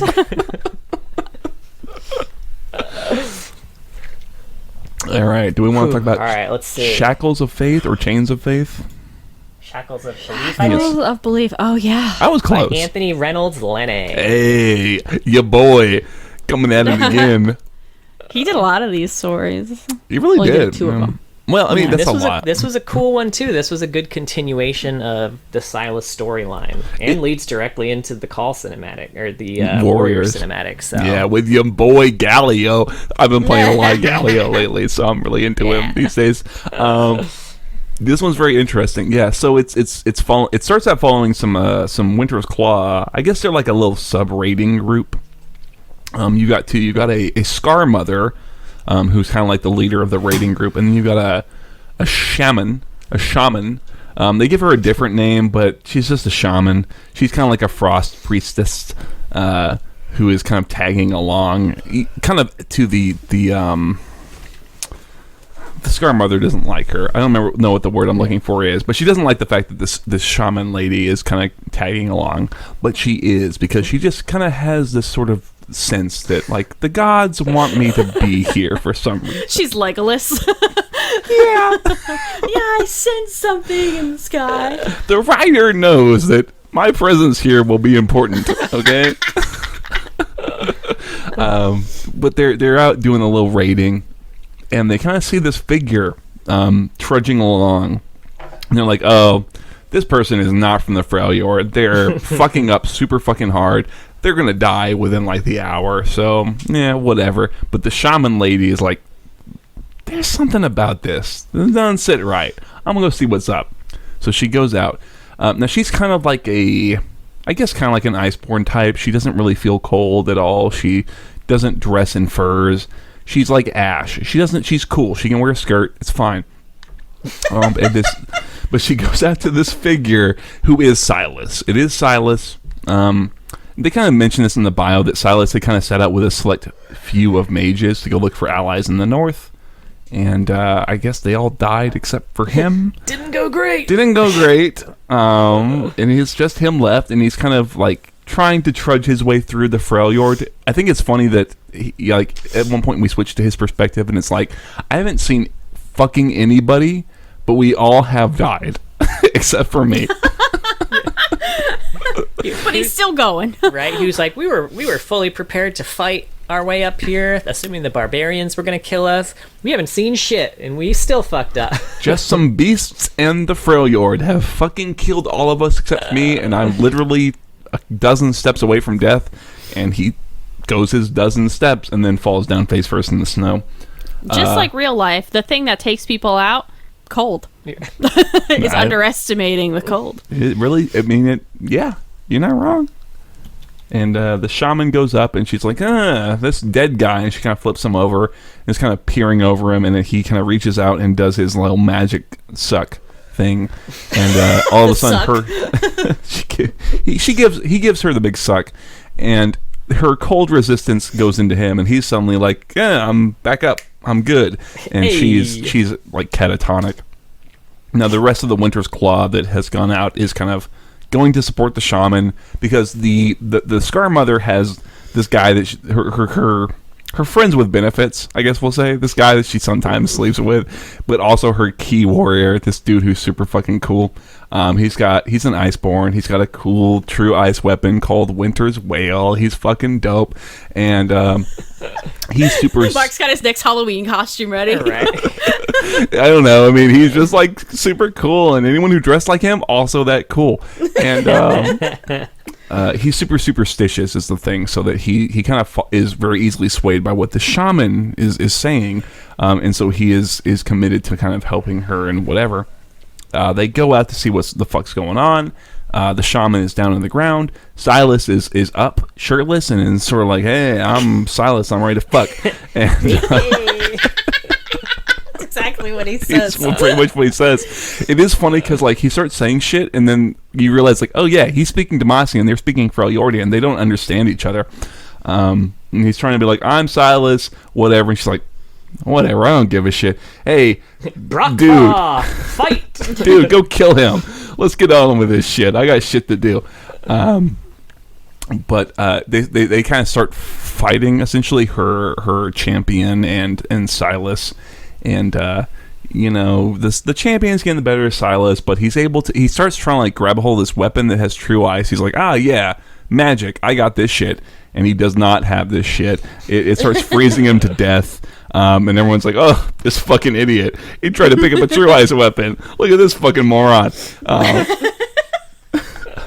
And then he, in like his dying moments, is able to get his hand on the Iceborne, and also kind of tap into the weird ancient magic that is in the Iceborne themselves, and that's what allows him to sort of survive the true ice weapon. He reversed the frost, and then he's kind of got like Anivia powers almost. He can kind of like create walls of ice and shit. He's really popping off, I guess is what I'll say. And everyone's sort of backed off. And at this point, the shaman is up, and she's like, hey, leave him alive. Let me talk to him. I speak to Demacian, etc. So she's kind of talking back and forth with Sylas, getting his story, like, hey, he's trying to offer an alliance between us. There's enemies in the south of Demacia, and they're very ripe for plunder if we all commit to it. And at one point, she lies. Okay, so she's trying to... So she's the translator, right, between Sylas and the Scar Mother. And she's trying to make the case for Sylas, and she says to the Scar Mother, oh, he's had a vision of the three of, Cyrilda and Lysandra and Avarosa. Hey, I remembered them all. And nice. Yeah. And so everyone, the champion and that had been fighting him, and all the other members of this raiding party are all like, "Oh fuck, dude, he's totally in the know." But we find out that the shaman had totally lied. She just knows that this guy's important. She knows he's a champion. She knows this guy's a champion. He's a League of Legends champion. You can't kill this guy. And so essentially is able to kind of get the raiding party willing to have him come and fight with them is kind of where it ends up. Is that if you come fight with us and you're not a fucking punk, you're good. We'll see about this alliance, etc. And also, Sylas and the shaman lady are kind of making eyes at each other, like, we might fuck later. Yeah, maybe a Maybe. little bit. He did declare he was ready. So, Yep. according to Mark, He did stand up, shirt open. He's got a Took his shirt rakish off. smile, and that's all you need these days. So, When you're Sylas, yeah. a rakish smile, he's still and also ripped that somehow. He's starving and freezing, but he's still ripped somehow. He's had It one rat to is. eat. He's fine. He ate some ice. He's good. He's Some on the orange ice. soup. He only eats rats now after 15 years. It's all he's just got a taste I hope for it. that they It's like, gave him some kind of food. I didn't think he only ate rats that whole time. It's But like maybe. I've had every meat under the sun, but none of it really quite captures the taste of that rat. I've come to crave it. He's Yeah. got the hunger. But that is the story in its summary. Yeah. I need more of champions who think they're hot shit being dropped into some area where they don't know jack all. Like, give me, throw Garen into Ionia or something. Like, Ooh. or Jarvan. Throw him in all surrounded by all this magic. Dude, I love it. It reminds me of the Sisterhood of War story where you got these Noxians who are like, we're fucking Noxian, we kick fucking ass, and they go into Ionia and is like, this place sucks. I don't know how the Holy fuck we shit. ever fought a The battle in land here. is trying to kill. I didn't know I had Yeah. to fight a tree. What the hell, man? Yeah, that Yeah. when we did Swain, that Edge of the World story that we'll do for Zyra is totally like that, and it's very satisfying in that way. Ooh. Yeah, Nice. yeah, it's very I fun. think Ishtal would take out 90% of the league champions. Apparently, They would be they like, will. what the hell? Yeah, It's good though. So when Sylas was kind of taking his last 15 steps, it said, sheer force of will and the burning desire to see the monarchy and noble houses of Demacia fall drove him on. So this was another one of those people deciding not to die, but this was deciding not to die for murder. I love that he decides that, and then like you said, 15 steps later, he's just fucking out. Like, you cannot want to die. The Freljord doesn't give a shit, dog. If you're in the Freljord, you're actually gonna die. Okay. None of that willpower shit. Hey, I'm disconnected. That's okay. I'll be back in the Oh, call. I Okay. see you. We Oh, still yeah, see you. you're still here. Sorry, I y'all hear you. froze for a good 5 seconds. Oh, you were fine. You were still going. Yeah, you were Sorry. good. John, did you have to write your notes? Did you have to phrase it that way? I don't know which one we're talking about. Silas is gonna dick down. Kind That's how of. you decided to phrase that one. I mean, by the end of the story, that is explicitly what the author is telling us. Okay, Yeah. I will say. In between that rakish smile, by the way, because, he had stolen that lady's power. after she rescued him at the end, she was like, but by the way, don't ever touch me again. And he like basically like winked at her and was like, not without your permission. And then tell you, man, 90s rom-com love interest. That's what British accent for the record means. is her name. Thorva. And that Scar Mother, by the way, is heavily featured in Legends of Can Runeterra. Sylas touch people without taking their She's strong as magic? fuck. What'd you ask? I'm sorry. Can Sylas touch mages without taking their magic? Is it like rogue or Maybe I he assume can it's a control rogue it. situation. so he can't make sweet love to this? He lady could, then? but it just needs to not He be fucking could. cold. Yeah, just be by a campfire. Okay. Yeah. And then he'll get too hot. It'll be awkward. Sometimes that makes it better. Also, I like that he's coming to Freljord. He's what in Freljord? He's coming to Freljord. For like this ancient magic. They said that he had heard stories of like this ancient magic. It was very vague. I'm curious if they were talking about like the void or something like that. And Sure. where did he hear this from? One of the They books, said he was not for reading children. in the books. Okay. Yeah, it had been referenced in one of the books, an ancient and terrible magic far to the north. And this is to topple like the power he needed to topple Demacia. And like, my dude, awakening the void to topple Demacia is so overkill. Bring 3 Noxians in there. All it took was Katarina to basically throw everything into chaos. You don't need to awaken the void, my guy. I can only assume that he is not talking about the void. He's just talking about this like true ice bullshit. This like and like I said, the fact that he's able to get the kind of the iceborne magic from this dude, like that's the type of shit that he's after. Is like the true ice, like this super like primal, for lack of a better word, magic that the Freljordians seem to kind of engage with. Not the void type shit. The void would be an interesting turn for Sylas to take, and I would kind of be open to it. Like I'm curious how that would work. Could he take, like, if he were to be face to face with Belveth, like, could he take Belveth's magic? That's a good question. That seems scary. How about Ionia? Could he go in there if he just lays in the ground? Does he just become a god? Like, I am Ionia now. yeah, I am Ionia, and so can you. I kind of want to see Sylas in every region now, from what y'all are saying, right? That'd be great. I don't know. Something that's like a big question mark for me for Sylas, I guess, is like the gap between Mage Rebellion kind of going on, and now you're in the Freljord. And why did you decide to do such like this limited expedition?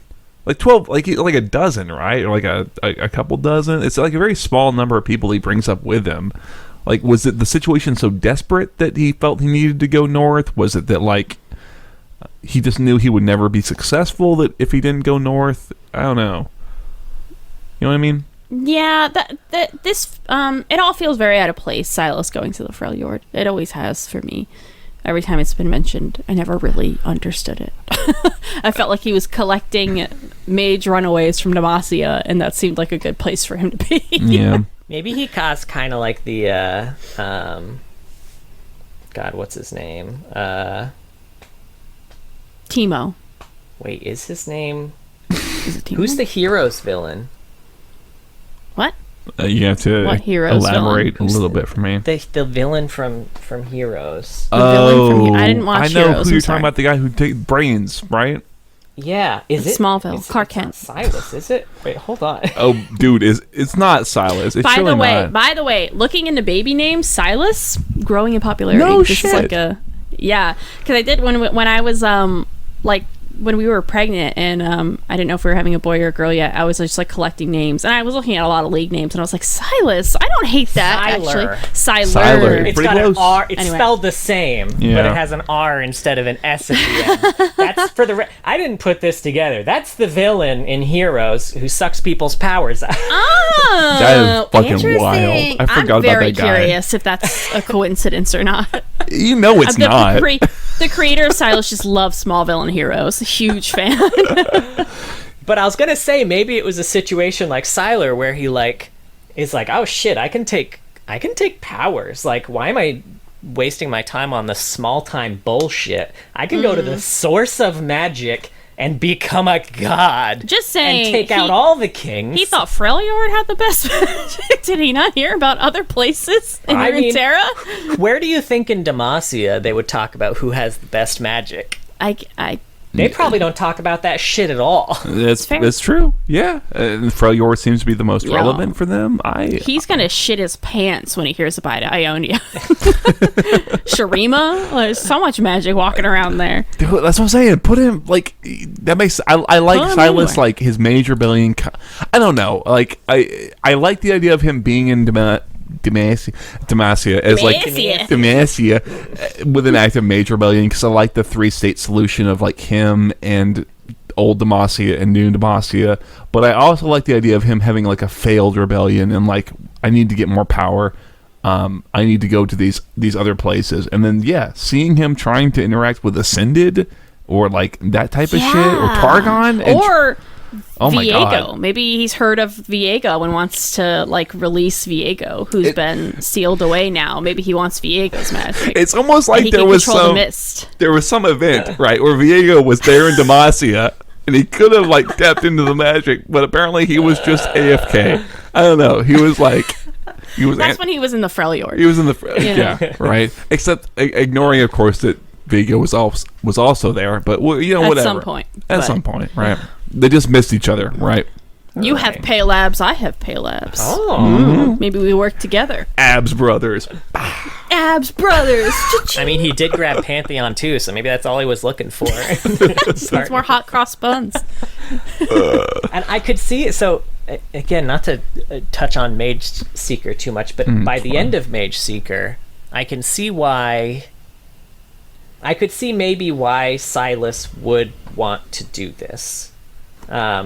And I'll get into it in a bit more detail when we do the Mageseeker conversation, because I know we kind of want to avoid general Mageseeker spoilers until we have the conversation, so we could put like timestamps in the description for people who haven't played it yet. But I'm okay with it given how it ends. But I have another question. Are all Iceborn capable of the bullshit that Sylas did if they were trained properly? That's good. Could they, if they had someone who could train them to tap into that, could they all do that bullshit that Sylas pulled?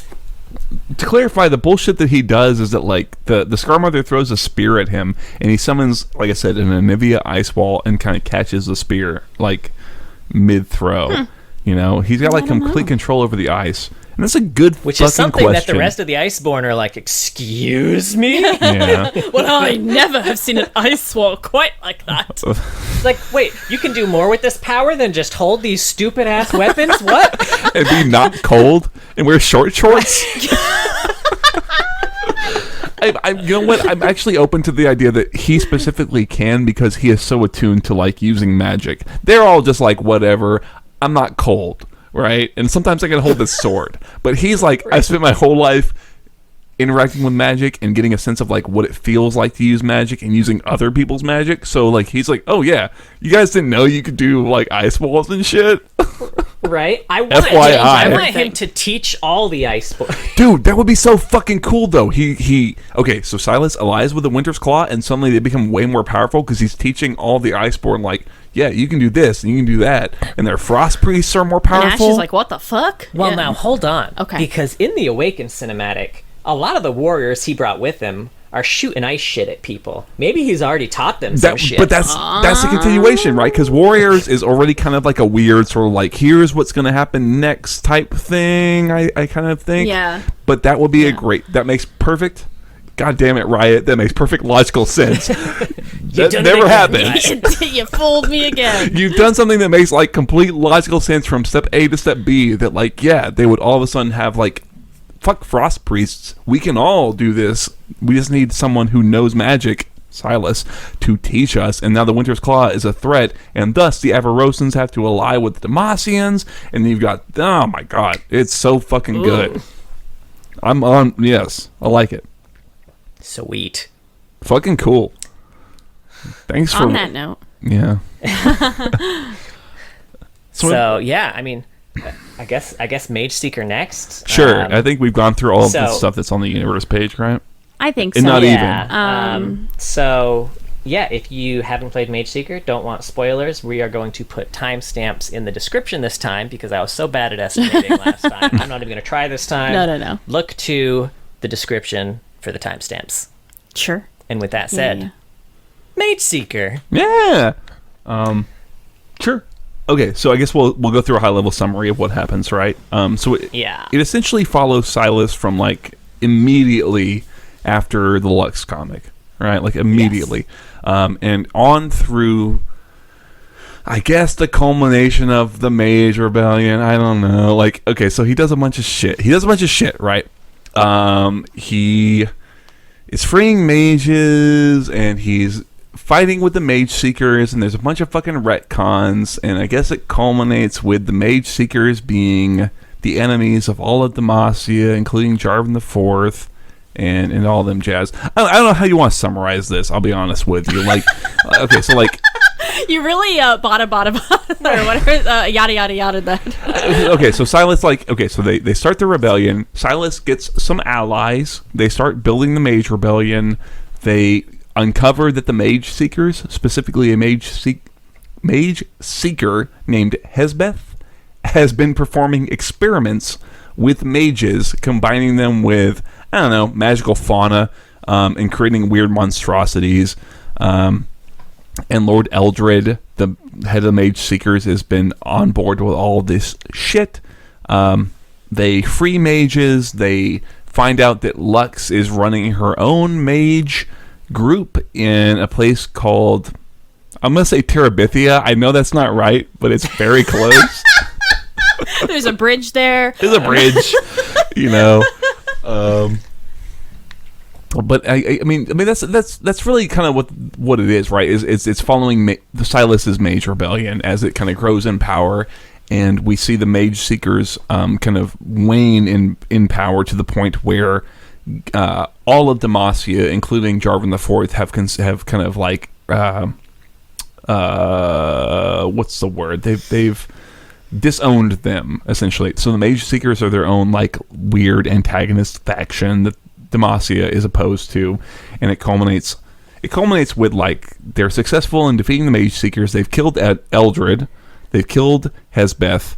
The Mage Rebellion is honestly kind of pretty successful, but Sylas sort of ends it with like, but I still don't like the monarchy and nobles, so I'm still kind of like antagonized towards Demacia. And Lux is running her own sort of mage place in Terabithia, whatever the fuck it's called, where mages can go, and Jarvan has kind of like come to grips with the ways he's fucked up, and Garen is gone and is like, oh, I don't know, man. I don't know. I didn't really like Mageseeker. John, you want to take it over? Yeah, why don't you take over? Because I think John liked it a little more. Did you? Okay. I did, yeah. Okay. But yeah, so I mean, we do get more of an arc for Jarvan in this one too, as he goes from, Sylas's uprising, like you mentioned, very successful. Jarvan's like, man, we really gotta fucking crack down on these mages. Mageseekers are like, cool, we can do that. Let's just kill all of them. And Garen's like, fucking excuse me? He's like, why don't we just put them in jail? He's like, no, they're breaking into our jails, and that's how they're recruiting their rebellion. So we just have to kill them. We can't put them in jail anymore. We don't know how they're getting in. Super weird. We put a do not enter sign on all of our sewers, so it couldn't be that. Couldn't be that. Jarvan isn't fully sold on this murder all the mages idea, but he's also not against it enough. He does sign the decree, So, like, the execution decree. So I guess he's not against That seems it at all. pretty on board, I will say. We all make mistakes, Mark. And that's basically when Shyvana was like, all right, well, we're done here. I am glad Shyvana got involved in At this, least, in her right? relationship, At her least she friendship showed with up, Jarvan and yeah. all that. Yeah. Yeah. And he's like, no, I'll protect you. It's fine. She's like, no, I'm cool That's anyway. not really 'Cause, good like, enough for me. Yeah. Yeah, so she pieces, in the big final showdown with the Mageseekers too, she was fighting with the Mage Rebellion, just burning the shit out of the Mageseekers from the sky too. That was fucking cool. It's my girl. The Mageseekers were like, "Oh, sweet, isn't that Jarvan's friend?" Is she? Yeah, they're like, is she? I literally just had this happen. Like, is she fighting us? And then she just burns them all. Yeah, and Morgana's involved. Don't forget the veiled lady. She plays a big fucking part. This is not the pale lady, the veiled lady. To touch a bit on your retcon, I think this is the thing that rubbed me a bit the wrong way. Is the Morgana sections. So Sylas essentially goes to Morgana to get her blessing. Like, hey, we've got a rebellion. People are being hurt, and we could really use your help here. You're supposed to kind of protect the innocent. And she's like, yeah, you're right, I am. But like, I'm looking into your heart right now, and that's not at all what the fuck you care about. You don't give a shit about the innocent right now. You are strictly looking for revenge, and I'm not down with that. So he goes back. He's like, all right, guys, my bad. She didn't buy it. I couldn't get her help. And then he goes through, like, he, over the course of the game, I guess he becomes less selfish. Someone he was close to died, and he was like, oh, no, man, I guess I'm a better man now. It was kind of a quick change, and then Morgana was like, yeah, you are a better man. All right, we're cool now. Give him the old thumbs up. He gave him the old thumbs up. The Darius thumbs up. Yeah. Which, yeah, I mean, that was... I mean, like we mentioned, like, I'm cool with him living in the space he was living in. I don't need him to have a redemption arc where he's also a good person. Like, I'm cool with him being just a selfish manipulator who's got all these, like, people following him because he's charismatic, but he's not, like, a nice guy. But the game definitely leaned more into him being a nice guy by the end. It is. I mean, by the end, I think through and throughout, I feel like it's a complete walk back of the Sylas character, right? Like, there's a point pretty early on. Okay, so like the big thrust with like Lux, for example, is that like it's not that he killed a bunch of innocent people using Lux's power, and she feels like, oh, you used me for all that shit. It's that he outed her as a mage, essentially. Like, that seems to be the conflict that Mageseeker is trying to sell us on. That, oh, because he used her power, everyone in Demacia knows she's a mage, which already contradicts the Lux comic. Like, that's whatever. But at some point, he's like, so there's a Yordle, I think, Yops, who hangs out with him. Is like, oh, would you do it all again if you could, Sylas? He's like, yeah, I would. But I would tell Lux that, I was just doing what I needed to do to survive. And it's like, motherfucker, you did not. This is the actions you took in that comment, and that is not the act of like survival, right? It's someone who's relishing in the fact that you have power, right? Right. Like the initial act, sure. Having to steal the powers to not get your head chopped off, sure. The rest of it, that was a victory lap. Yeah, and the whole thing is like that, where he's like. So here's like the big problems I have with Mageseeker. I'll lay him out right now, right? Like, that's part of it, right? Is that Sylas is super like lovable and chill and good. There's none of this, like the recruit, the Sylas and the recruit does not exist in Mageseeker. No. There's even a whole conflict about like, hey, there's this kid we can use to upgrade my health upgrades and shit. But he's like young, and he has a conflict with this new character, Leliani. About like, hey, he's pretty young. Should we even involve him in the rebellion, etc. Blah blah blah. And that's a whole point of conflict. Sylas from the recruit doesn't give a shit about that fucking kid. If he's a mage, he can fight, right? Especially because when we're introduced to that character, we're introduced to him like blowing up a room full of assholes. Like, that is a power that Sylas would absolutely want in his rebellion. Yeah, I think another big frustration I have is with so there's a character called Leliani.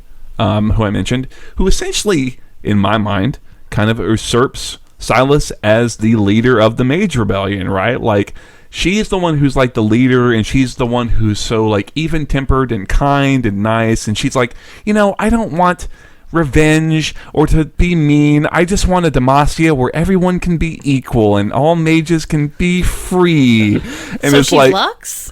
Well, she's Lux, except she gets fridged Lux. so that great. So that Sylas can complete his hero's journey. Oh, great. Is she the one who dies so Sylas can become a better person? Yes. I love that. Dude. That's my favorite trope. Dude. That's my favorite trope. Dude. It's when you kill the At one point, she's like, So hey, the man can become a better man. she's like, hey, Sylas, I have this spell. It's super fucking good, but it will kill someone who uses it. And he's like, huh, I wonder what's going to happen to you. I wonder where that's going to end up.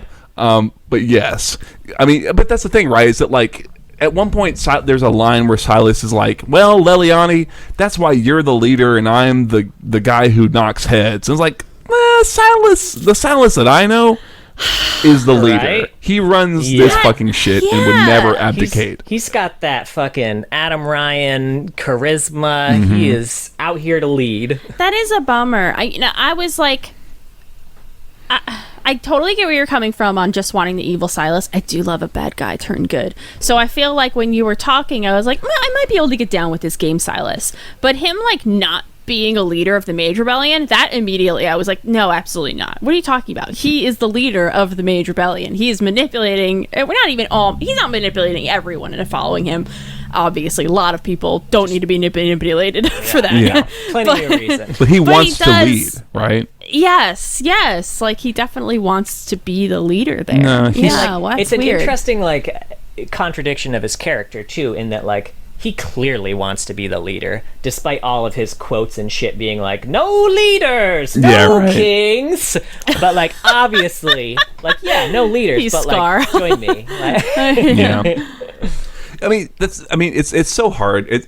I almost regard it as, like, in the same way I look at Arcane, right? Where it's like, it's just its own thing, and whatever. It's its own kind of, like, maybe almost like a what if. The umbrage I take is that, like, Arcane's really fucking good, and Mageseeker is just kind of like whatever with its story. Like, the gameplay is good. I like the game. I think we were talking about doing a Patreon episode of talking about it at length as, like, a game review. Yeah, as like a game itself. Yeah. But from the narrative perspective, it's like, there's nothing terribly compelling. I'm never going to tell someone, oh, go play Mageseeker for the story. It's like, whatever. So when it's like you're complete, like, this is a completely different Sylas, you know, they wrap up pretty much the whole Demacia storyline in most of its entirety. Like you kind of said, like, the idea of the Mageseekers becoming the enemy of, like, all Demacians, like, that's like a satisfying narrative end. But the fact that they get there in a 15-hour game, it's like, it is way too abbreviated. It doesn't feel earned by the end of it all, I guess I'll say, to me. So that's where I take big sads with it all. You know, it's and on top of that, there's a lot of, like, big retcons, right? Like, they introduce a couple of characters. Like, Sylas had a young girl that he had kind of been brought up in the Mageseekers with, named Wisteria, so whereas, like, Sylas quickly kind of grew to hate the Mageseekers, she was fully indoctrinated and kind of grew to hate herself, which is a super cool idea. And it's something, too, that, like, would have happened to Sylas, for sure. Yes. If he had stayed with the Mageseeker, because she's also a mage who is a Mageseeker, so she just grew up to be like, God, I'm fucking awful. I want to... This curse inside of me, I hate it, but I guess I'll use it for Demacia. And, like, that would have been Sylas. Yeah. Again, that's a super compelling idea, and even, in fact, she has a... I guess apprentice, for lack of a better word, another, like, young child, who's got a lot of power, who she's kind of taken under her wing, who she's kind of leveraging to fight Sylas. Her name is Rain, and the idea that, like, when he defeats Wisteria, he has to kind of take on Rain. Like, this is, like, at the very end, as, like, an apprentice, and kind of help show her how to not be Wisteria and almost like not be himself, I guess. Like, here's the way through all this crap. Again, that's a really great way to kind of, like, almost redeem the Sylas character. I think also, like, all this could work if this was, like, a way bigger, like, fully in-depth RPG. But this is, like I said, a 15-hour, like, hack and slash. And you don't really have the time to fuck around with this type of shit. You know what I mean? Mm-hmm. Yeah. I had a few kind of random lore notes on this one. Sure. One actually was just kind of it was just a journal entry, I think, once you get to Lux's camp, because there's a bunch of mages in Lux's camp. We mentioned before there's mages who like just grow stuff. Lux has a bunch of those because her camp specifically is the people who don't want to join Sylas because they don't want to fight. They just want to live in peace. So naturally attracted a bunch of the farming mages. But they didn't want to throw corn at the Mageseekers.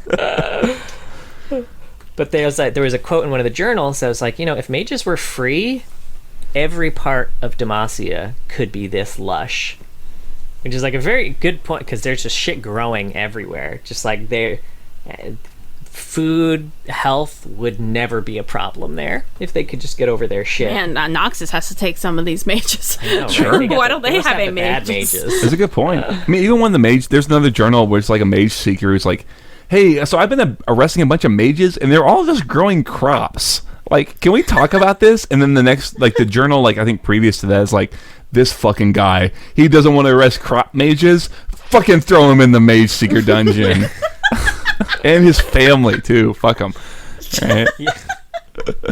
Yeah, they're big on arresting families, too, in this game. I will say that, like, that's almost something I also take issue with, is that the Mageseekers, they go away from what I've been kind of like praising, which is this sort of like realistic evil. Yeah, they're total cartoon. And I think Hezbeth, that character I mentioned, is like the example of that, where he's like doing like total like Joseph Mengele type shit of like, hey, we're gonna take these mages and we're gonna like splice them with monsters, and they're just like, he's like torturing people for fun. At one point, Eldred, who like the Mageseeker, leader guy we've talked about in other places, he's playing like an evil pipe organ right in his office. He's like Phantom of the Opera, and like he's even got the mask. He's got the Hey.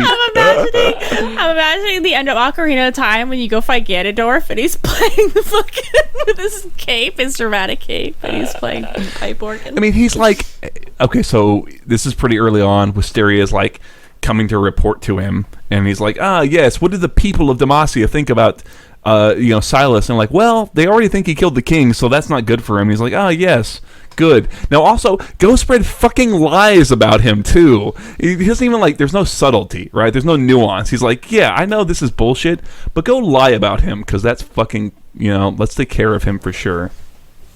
That's weird. I don't. The Mageseekers are so evil on their own. You don't have to add it. Yeah, I agree. One thing I liked about this is that we get to see a bit more about the founding of Demacia. Mm-hmm. And we kind of find out that it was founded as a way to protect against evil, and they used magic to do it. And then over time, the Mageseekers are the ones who convinced everyone that it was founded as a way to protect against magic. Mm. Yeah, I'm more open to that idea. Yeah, that's fine. That feels realistic. Yeah. That was an interesting thing. We also get confirmation from a few questions we had about Morgana, because I know that we had, during the Morgana episode, I think we had talked about, like, why is Morgana hiding away? Like, why doesn't she kind of come out and be more aggressively for the people? She has all this power. And she specifically says in Mageseeker, she doesn't step out of the shadows because she knows if she does, Kael will return, and Demacia is not ready for Kael's judgment. I thought that was pretty cool. That's a pretty for like one single line, it's so effective, right? They're like, yeah. Can I just say one thing about Mageseeker that I don't know why I didn't know this before now. Maybe you all knew it and I'm just a fucking idiot. I did not realize until I played Mageseeker that the Demacian logo were the Morgana and Kael wings. I don't know if I could picture the Demacian logo right now. It's the two wings. I wouldn't have with known the sword. that. No. Yeah. I guess I did not know that they were supposed to be Morgana and just never crossed my mind. I guess I assumed they were only supposed to be the Kael wings, because it seemed like from when we had done the two that they only really remembered Kael, and that's why they're both kind of up. They look instead like of like Kael's one that's wings. like up and down. I don't know. Because the wings look the same. I guess that's fair. I guess. Yeah. I think there was I forget if it was a journal entry or something, but someone said that they were like the wings of the sisters or something like that. I think it was actually in the so near the end, Morgana kind of gives like a big like, hey, here's the actual factual about Demacia. Demacia to Sylas, and I think she mentions that she's like, they even remember, like she explains like, hey, the protectors use magic to protect Demacia, and their wings are still like in the Demacian thing. But like, it's probably like one of those things where like in old Demacia, you know, maybe the wings did look different, and then over time they kind of morphed to look the way they do now. Sure. To be just Kale. Yeah. Yeah, I kind of yeah, figured that was point. interesting. I don't know why I didn't fucking notice, but I didn't. But yeah, that's all I have for Mageseeker. Yeah, I mean, I think all right. it with Mageseeker, it's so hard because like where things. Oh, I have one more thing. Say what? No, go ahead. Go ahead. I have one more thing. Okay. Well, I mean, where things end up, it's really hard to like accept that this is reality, I guess, because it really has concluded so much of the Demacia storyline, and it you know, like where it ends, I guess, are like maybe reasonable narrative conclusions for the characters, but it's such a short game, you know, that I'm not really satisfied with it, and I almost would like. I guess I would like in future episodes and stuff to not really regard it as canon. Yeah, I feel been told that Riot Forge is canon. I really take big fucking problems with that, because it's like, okay, the idea that like, yes, sure, Jarvan and Demacia kind of coming to the conclusion that the Mageseekers are wrong and that they should oppose them. Like, sure, he could end up there, but you have so much work to do to get him to that point, to get Demacia to that point. And to kind of have it all happen within the span of this game and have it happen so shortly, like to have Garen come to the conclusion of like, yes, I'm gonna go be with Lux and I'm gonna help her and be on her side. Like that is so much of his like growth and arc, and for that to happen in this game feels cheap, for lack of a better word. I want it to take longer, and I want it to be more painful for the characters. It's not enough for me for them to end up in these places, you know? Yeah, the storytelling is hard for them in, like you mentioned, like in a hack and slash where it's told mostly in cutscenes in between action set pieces. I think that, and you know, it's like I think they took a really big pains to make Sylas very likable, and it feels so much like. You know, the character has been changed for the purposes of like, we need to make a game, we need to make it make it something that people who maybe are not super into legal lore can like get on Sylas's side. Things like that. They don't know about the 15 years he ate rat. And that's something that would put them on his side, but they don't know about the time that he killed a bunch of like prisoners of war and like was manipulated like some kid into joining his shit like that, you know, where it's like, is it even the same character almost, I guess, bringing it back to Sylas? And I would argue that it's not. That, you know, Sylas it's like we talked about, he's not the leader of the Mage Rebellion. They've got this like almost fan fiction, in my opinion, tier kind of character of Leliani, who instead is there, and she's just like, she's the perfect like leader. She is totally into like the concept of what Demacia looks like after the rebellion, whereas Sylas is not. You know, she is what Lux kind of should be, and it's frustrating for me the idea that this is where we're gonna like leave the Demacia storyline. And I guess like the way they end it with Sylas is that like the reason he goes, because they do still end with a stinger of like, oh, you should go to the Freljord to go get allies, but it's not to like do anything with mages, it's just to like end the monarchy. Is that right? Like, am I interpreting that correctly? He wants a fair election. So here's my I know I had mentioned that I was okay with this continuation of the Mageseeker story.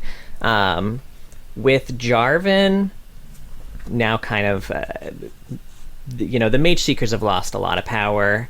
They're kind of operating, you know, less under the acceptance of Jarvan.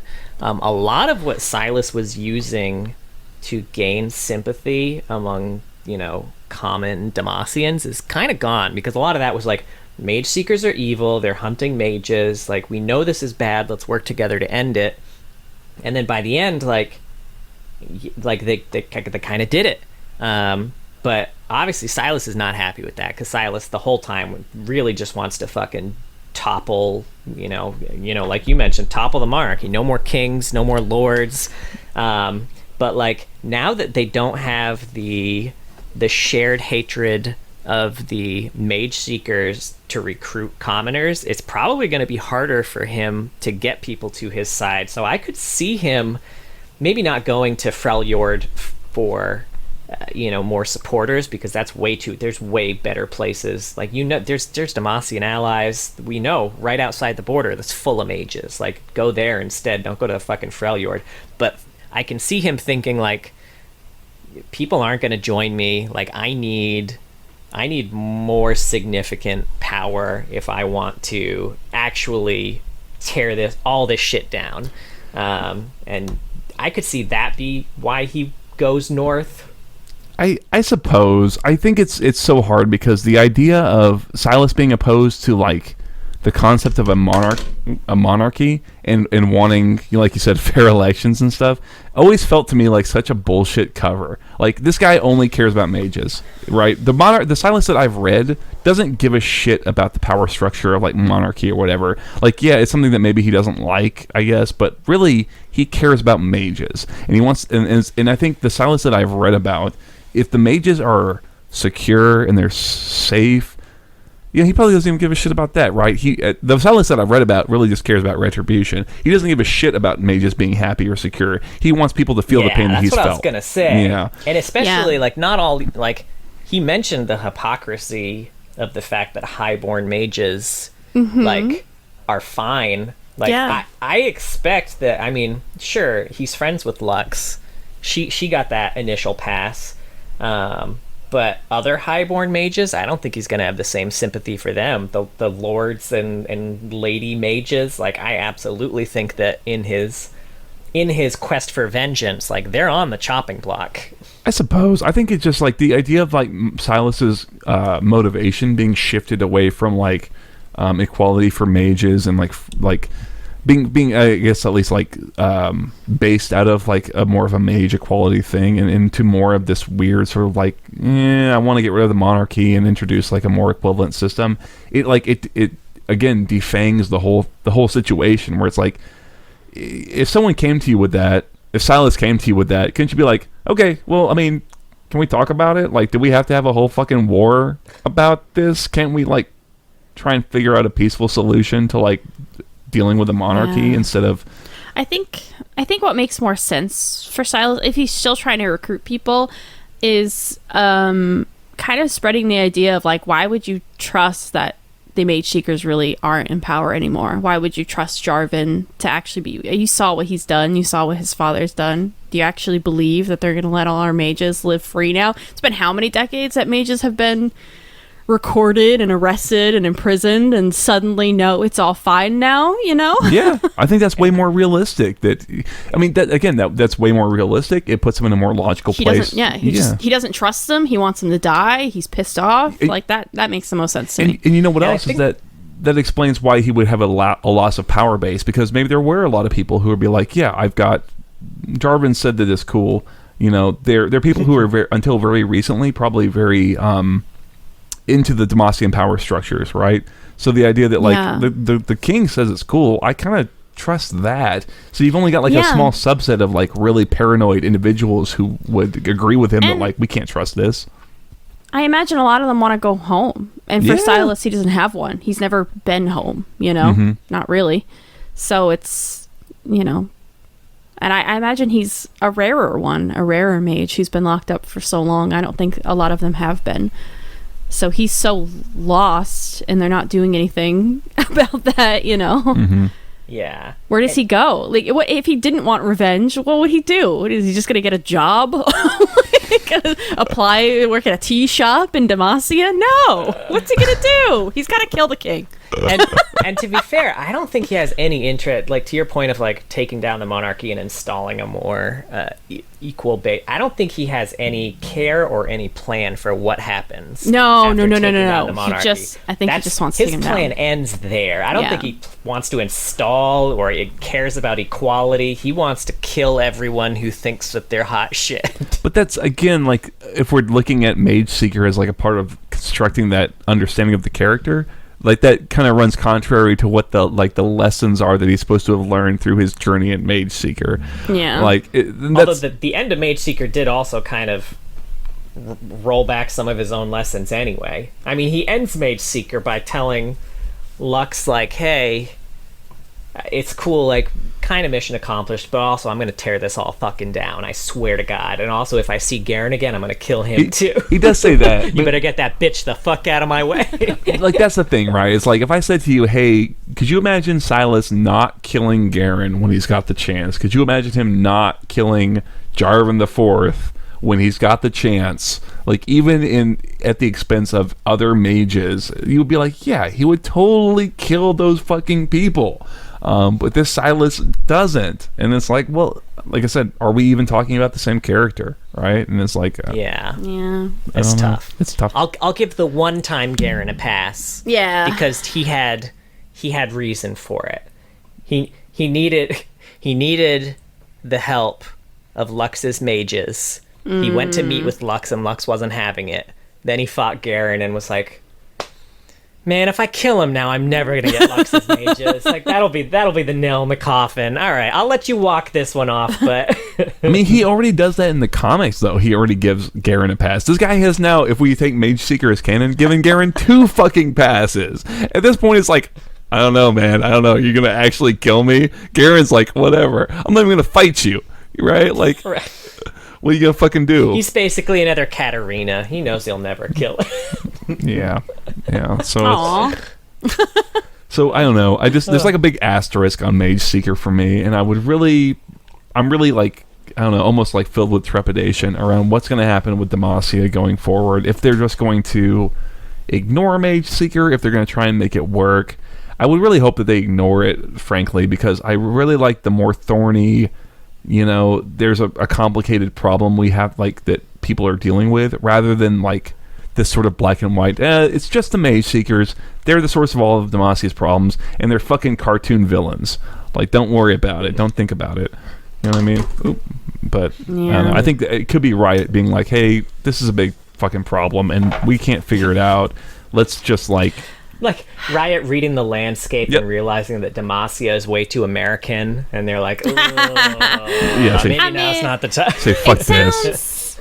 It sounds like kind of what you said early on, Mark, is that they need this to also appeal to people who don't know fucking jack all about the lore.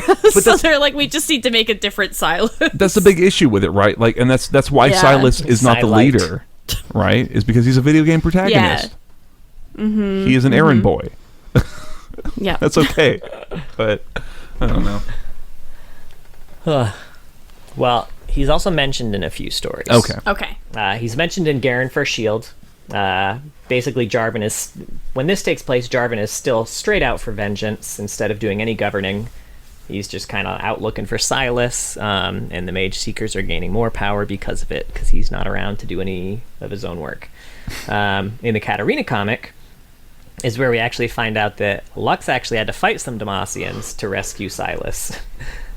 She blasted out of her home, and then her handlers are like, hey, that was magic, you're coming with us. And like, one of her handlers was like, well, no, we're supposed to protect her. And the rest of her handlers were like, no, fuck that, we're taking her in. And then Katarina murders all of them. Fuck taking her in. They're like, no, let's kill her. I think I said this. I said this in that episode, that I really don't like that turn for them. Frankly, I think that's a little it didn't silly. Make any sense. But it is what it is, right? We won't get into that. Yeah. And also, when Garen is fighting Katarina on the roof, he's injured due to his first fight with Sylas, where Sylas whipped out that Kale magic from his sword and used it against him. And also, she and Garen, the reason they call a temporary truce is because of that massive explosion in the square, and Garen's like, ooh, I gotta go save Lux from Sylas. In Shield of Remembrance, Quinn is out helping a group hunt rogue mages after Sylas's rebellion, though it seems like the first one she encounters, she does let go. Much to the kind of chagrin of her partner, but they seem to have made peace with it. That guy shows up in another note in Mageseeker. It was fun to see him show up again. Oh, yeah. With his little dog Rigby or whatever, Yeah. I think he gets his shit stolen by a Yordle, was my read of the note. And then finally, the Seneschal of Demacia, J3. We found out J3 ordered Sinjao away during the Mage Rebellion for an important duty. But, when he was gone, J3 got murdered. So he's like, fuck. Whoopsie. Anyway. But yeah, so shows have been a few cinematics. We mentioned No Kings, No More Cages, which is, I think, the one that was listed on his page. Yes, this is a trailer for Mageseeker. Which, for the record, when you go to the link on the page, it's unlisted on YouTube. I think this link is kind of the only link. Really? It's one of those ones where, like, you know how you can unlist, if something's unlisted, but if you share the link to it, people can still view it. Oh, yeah. Weird. Interesting. So Yeah. you can't go to, like the you League can't go of to the YouTube Riot and search Games. for it, but you can get there from this link, which is weird. That's kinda- They may have, like, reposted it or, like, but yeah, this was unlisted. It was a surprise to me. Interesting. This is just a speech by Sylas in front of wanted posters of all our friends from Mageseeker. It was a big no gods, no kings, only man energy. Yeah. But it was no lords, no kings, only mage. It's also like That's definitely intentional. half the right? lyrics Yeah, from it's got- Lightbringer, right? Yeah. Yeah, I want to play they listened to Bioshock Lightbringer, now. They played Bioshock, and they were like, got it, done. That sounds like a really good fucking night. Just play Bioshock with Lightbringer on repeat. I would do that. Then we've got Magic is Rising, Stand with Sylas, which is another rousing speech by Sylas about Demacia being built on a lie and all the noble ideas and blah, blah, blah. They're not meant for us. For too long, we mages have had to hide in the shadows. It's time we stand up and fight back. That was kind of his For release too trailer. long. This is Elder Sylas. I know, right? We mentioned Warriors, which is the post-Winter Claw team-up. Also, for the record, I guess kind of explains why he was not cold in this cinematic, despite having no real shirt on. Yeah. There you go. Riot has it all figured out. Yeah.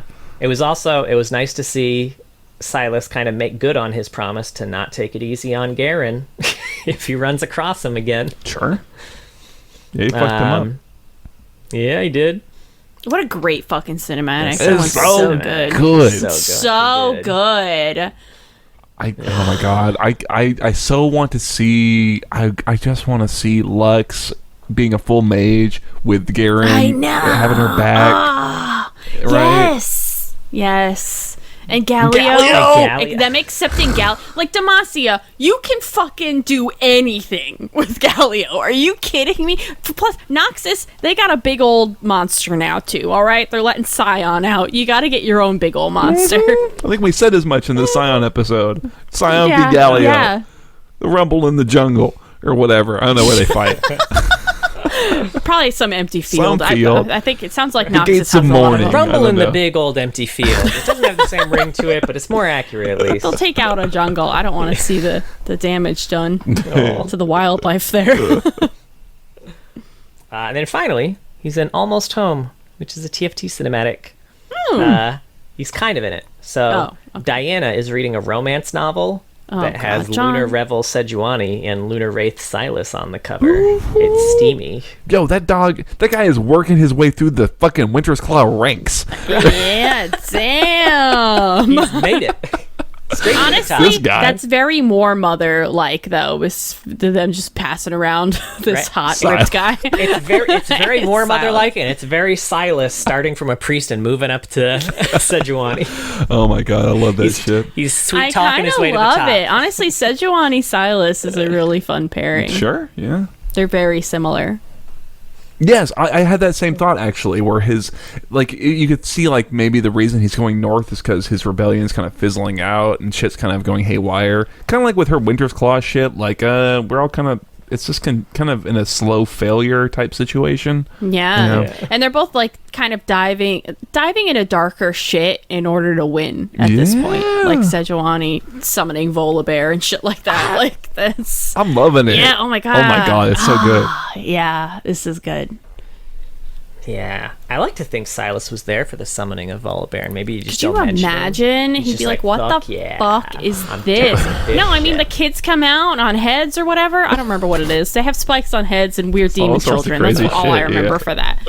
And then he's just like, "I gotta go back to fucking Demacia, dude. This is bat shit." I can go back south. Yeah, So I have a few quotes here. great. From him that I enjoyed. He's got a quote to Ezreal that says, "At last, I've come for you, Jarrow Lightfeather." I'm so sorry, I don't get it. That was when that's Ezreal's code name that he uses. Oh, When he's in Demacia, yeah. oh my god, that's great. I forgot about that. And he's got a quote to Sona: "Discord is the best chord." He's real punny. Sylas, they don't get into it much with him. Right? You don't get to see the fun side of Sylas, but it's there. You kind of do in Mageseeker. That's probably my favorite part of Mageseeker is the little fun bits with him. Oh my god. To Twitch, "I had to eat rats in prison. Suppose I could do it again." Ew, Twitch is a little different. Yeah. He's a nasty it'd be rat. sexier. You're definitely having some bowel issues after that one, sir. Nasty rat. Nasty rat. When he steals another Sylas's ult, he says, "Well, this is going to be confusing." What the fuck happens when you steal Yeah, how a does that Silas ult work? as Silas? I have no idea. We only No play idea. draft these days. We don't do blind pick. So I'm No, curious. I will never do blind pick again now that draft exists in norms. And then if he ever steals what's considered a mediocre ultimate, someone like a Nidalee or a Jace or something like that, he's got one that says, "Ugh, what do you even do with this?"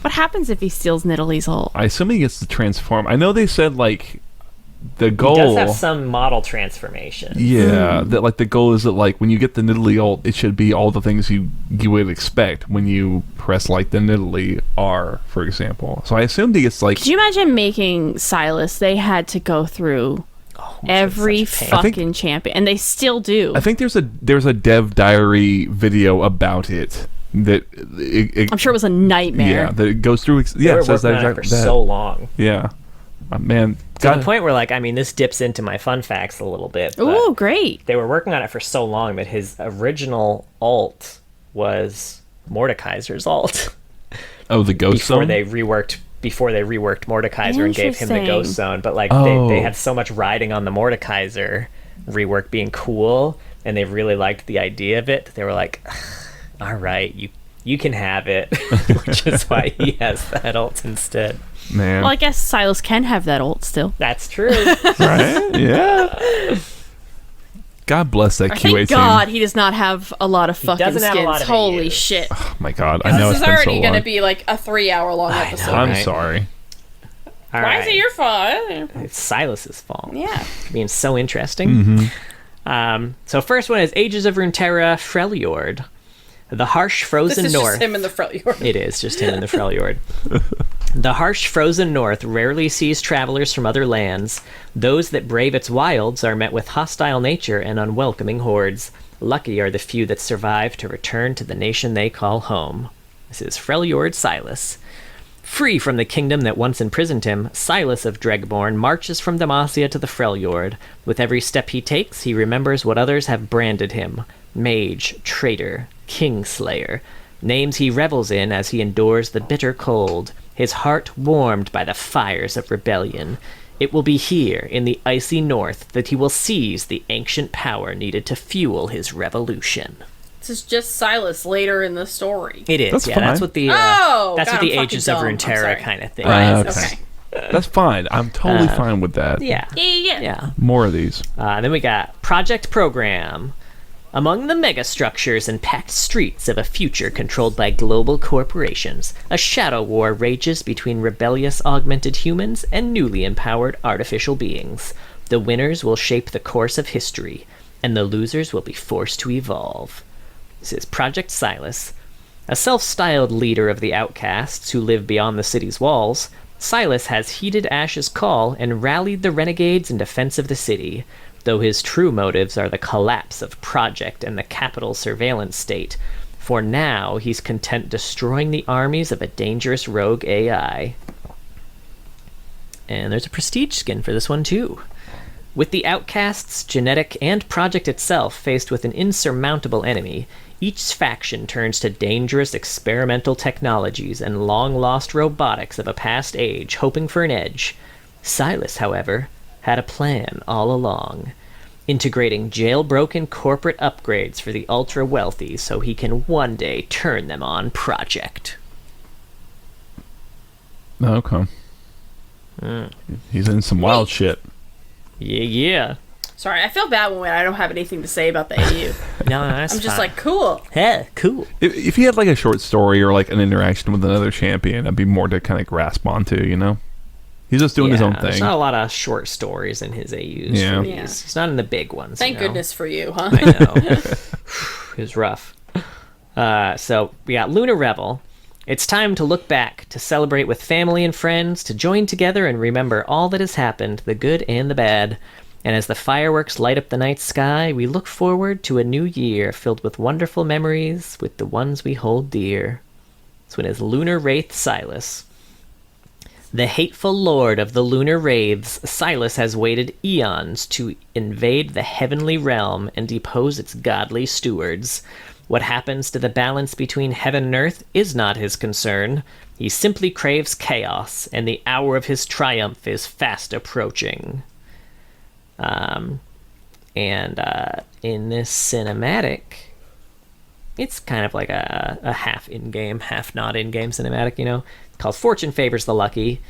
Basically, there's like a lunar New Year envelope kind ofly that Vayne has, and a pig steals it. So she and Sejuani chase it. Sylas finds it, and he tries to catch it, but the pig's too fast, and it headbutts him right in the butt. And, and in the end, he and Vayne have a showdown, and Vayne just fucking destroys him. Oh, okay. I feel like that's not how that fight would go. Yeah, it was a lot of, like, Sylas throwing cues in a straight line, and Vayne just rolling back and forth to dodge. Great. Okay. That was the whole fight.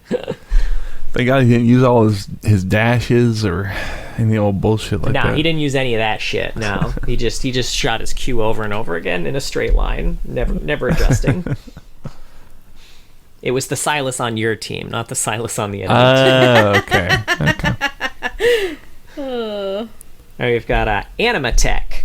Humankind is on its last legs, nearly defeated by a high-tech army of deep-sea invaders called the Primordians.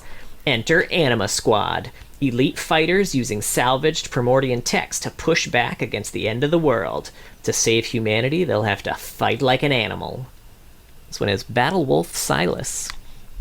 Sylas is the leader of Wolf Team, a daring, ruthless strike force Wolf under Team. the banner of Anima Squad.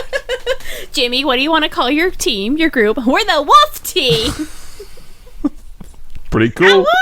Jimmy's got it figured out. Wolfpack. Though he rejects anyone claiming authority over him, Commander Fortune included, Sylas knows that if humanity falls, there will be nothing left to fight for. Pretty good. This is Battle Bunny I Misfortune. was gonna say, Commander. yeah, it's the one where he's just like got the uwu wolf ears, right, and shit like that. Yeah, that's basically all they did. Fucking sweet. It's pretty cute, actually. And then finally, we have Fallen World. Many ages past, a great king waged a glorious war to break the shackles of magic on the world so mankind could forge its own destiny. Yet upon severing the final font of enchantment, the king was lost, the foundations of the world crumbled, and his once legendary knights were left alone to madness, ruin, and ash. This is Ashen Grave Sylas. Sylas deeply loved magic, but long years of imprisonment made him hateful. As a knight, he deigned to take as much power for himself as he could, and perhaps become a new wellspring of enchantment. Yet it was all for naught. Now only the dying shadows of magic remains, with he, its final, bitter champion. Never seen this one, I don't think. No, I haven't Wild either. Rift exclusive. Oh, maybe. Oh, really?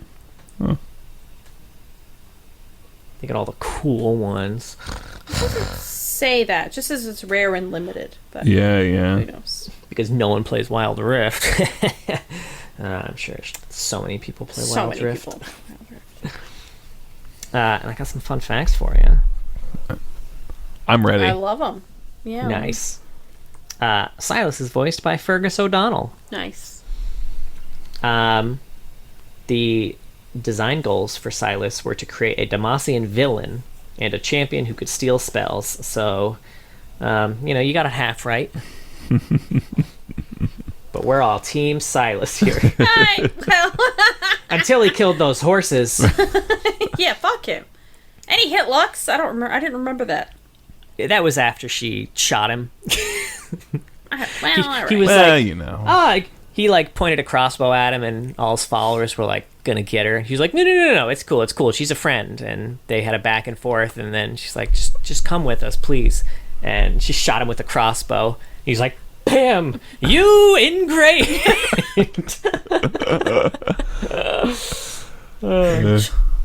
Anyway.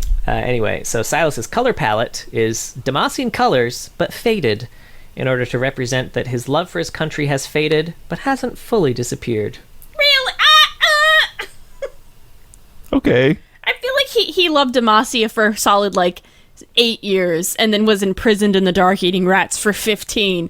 So maybe He loves a his little country, faded. just not. He just wants to kill everyone. He Hey, wants man. to kill everyone who's in charge of it. Hey, he still loves the stars and stripes, man. Love it or whatever.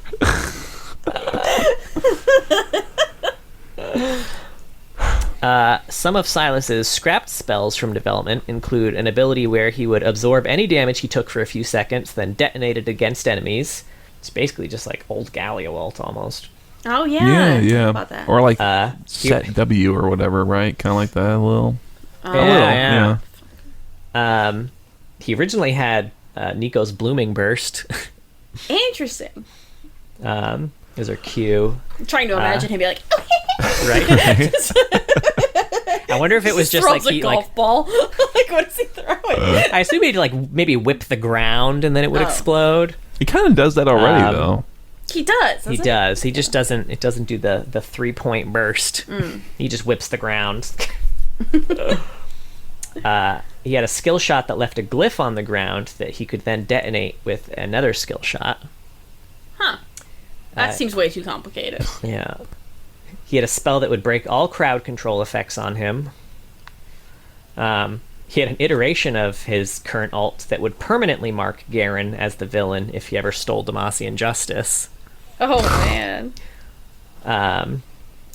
Yeah, and then so one of the potential directions that was explored by Sylas was an escape artist mage who purposely allowed themselves to be captured by Demacia in order to prove that they could escape from any prison. But when So he was like a magician? he was kind of a magician, but then he got arrested and then put in the petricite shackles and was like, "Oh shit, my magic doesn't work." So he got driven insane while in prison. Thinking about in Arrested Development with Job is like, arrest me and I'll escape your prison. And he swallows the key. And he keeps trying to get out and the guards are like, should we just let him do this? I guess. Oh my god! Can we just do that instead? Can we just erase this whole episode and let's just do that? So he's just Job. Illusions, lies. Illusions, Garen. Chaser with a horde desperate. But we're just for money. Oh fuck! That is such a fun idea. I hope they use something like that again. I don't know, in Please some give way. me that champion. Oh god. His theme song has sections from Demacia Rising throughout its duration, which is kind of the Demacia theme. Because he still loves Demacia. It's With faded. swords and wings. Let's see. His okay, so we didn't cover this in the old lore section, but there is actually one change in his bio that was made. And it was made after the Lux comic, issue 3 came out. Originally in his lore, he was supposed to be hung instead of Lux- decapitated. That's not what I Like meant. you would know. Ew.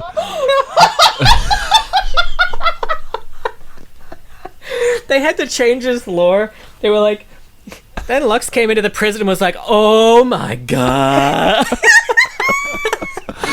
Damn. That fun fact fucking killed Rebecca again. She actually disappeared from the camera for a second there. That's twice in this episode that she's died. Wait, anyway. So Sorry, he was, they killed him. He was originally Hanged, supposed to be John. executed He was by supposed hanging. to be hanged. Not hung is different. Silas got a fucking hog. Just throwing it out there. I'm gonna pee my pants. Okay, hang on. But yeah, so he was originally supposed to be hanged, and they changed that after they did the decapitation in the comic. They're like, ah, shit, we said he was going to be hanged. So So that was it. They just accidentally boo-booed. Oops. Okay.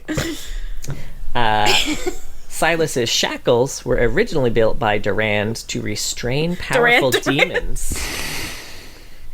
You're drunk. Honestly not. I said Duran the last time you said Duran. I'm pretty sure. I'm not going to hear anything else you say on these fun facts because of the hung thing. Silas's shackles were originally built by Durand Okay. to restrain powerful demons like Tom Kench and Evelyn. They were never intended to be used for humans. Which is why they look so fucking ridiculous on Silas. Two, like, okay. they were super overkill. Yeah. Okay. Now, Durand, he doesn't seem like he would.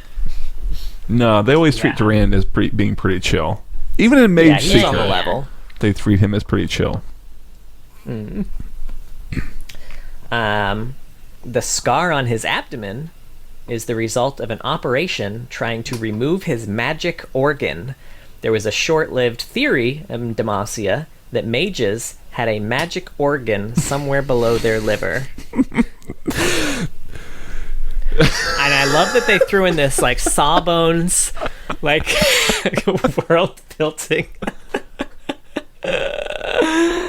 What the Talk about fuck, hung. Demacia? He's got that magic organ, you know what I'm saying?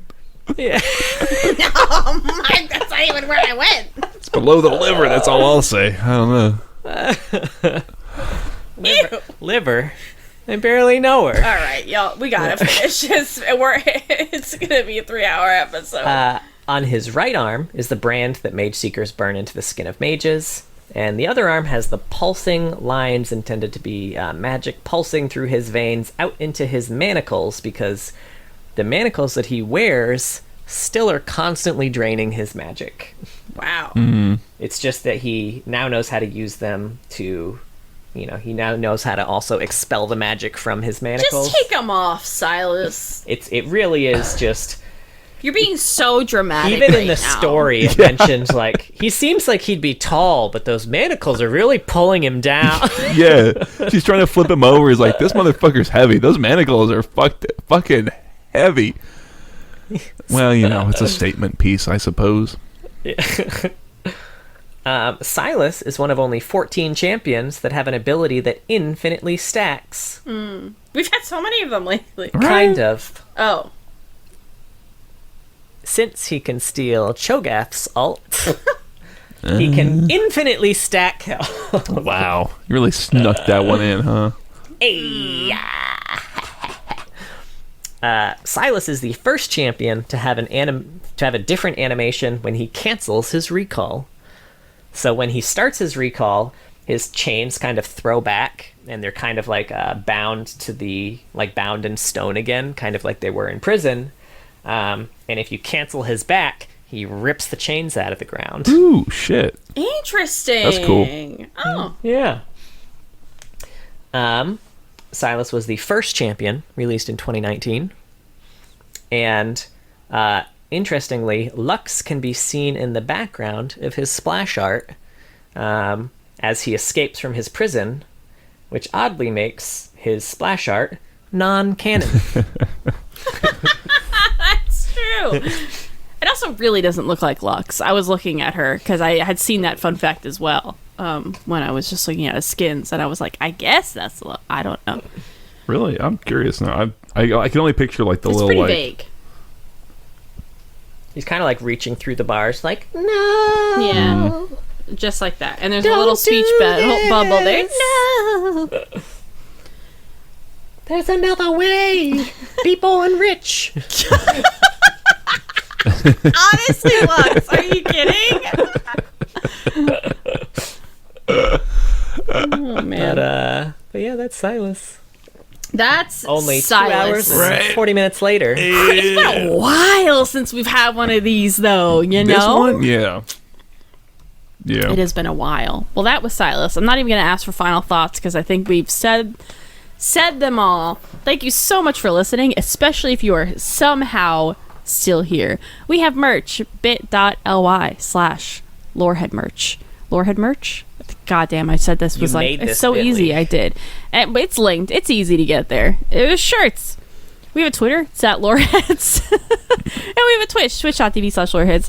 John streams on Saturdays. He does TFT and ARAMs with viewers. And then I stream on Mondays. And we all play Summoner's Rift together. I also recently streamed Palia for the first time. I started Palia, and I might stream I Monday know. and Tuesday. I am going to try to, anytime I play Palia now, I am going to try to stream it. I might play tomorrow, although, that's in the past for y'all. But there's VODs and whatnot if you want to check out some Palia, some chill streams. Hoping to do that. And we have a YouTube. We post videos of this if you want to see me die twice. That happened twice in this episode. And we post clips and shorts and things like that. And we have a Discord. If you want to join in on discussions about the lore, please join the Discord. We have a Patreon as well. Thank you so much to all of our patrons. But a very special thank you to our Medarda tier patrons: Big Man Gnomes, King of Hearts, Shupa Moustache, Trideca, and Your mother was a hamster and your father smelt of elderberries. You made John quote a movie that he hates quoting. Nice. Great. And like a very common quote too, like something that like any normie, it was. like yeah. I was gonna say I love the movie. He was just in Ren Fair for a long time, for and so long, and I feel like you knew that deep down, Wolf Guy.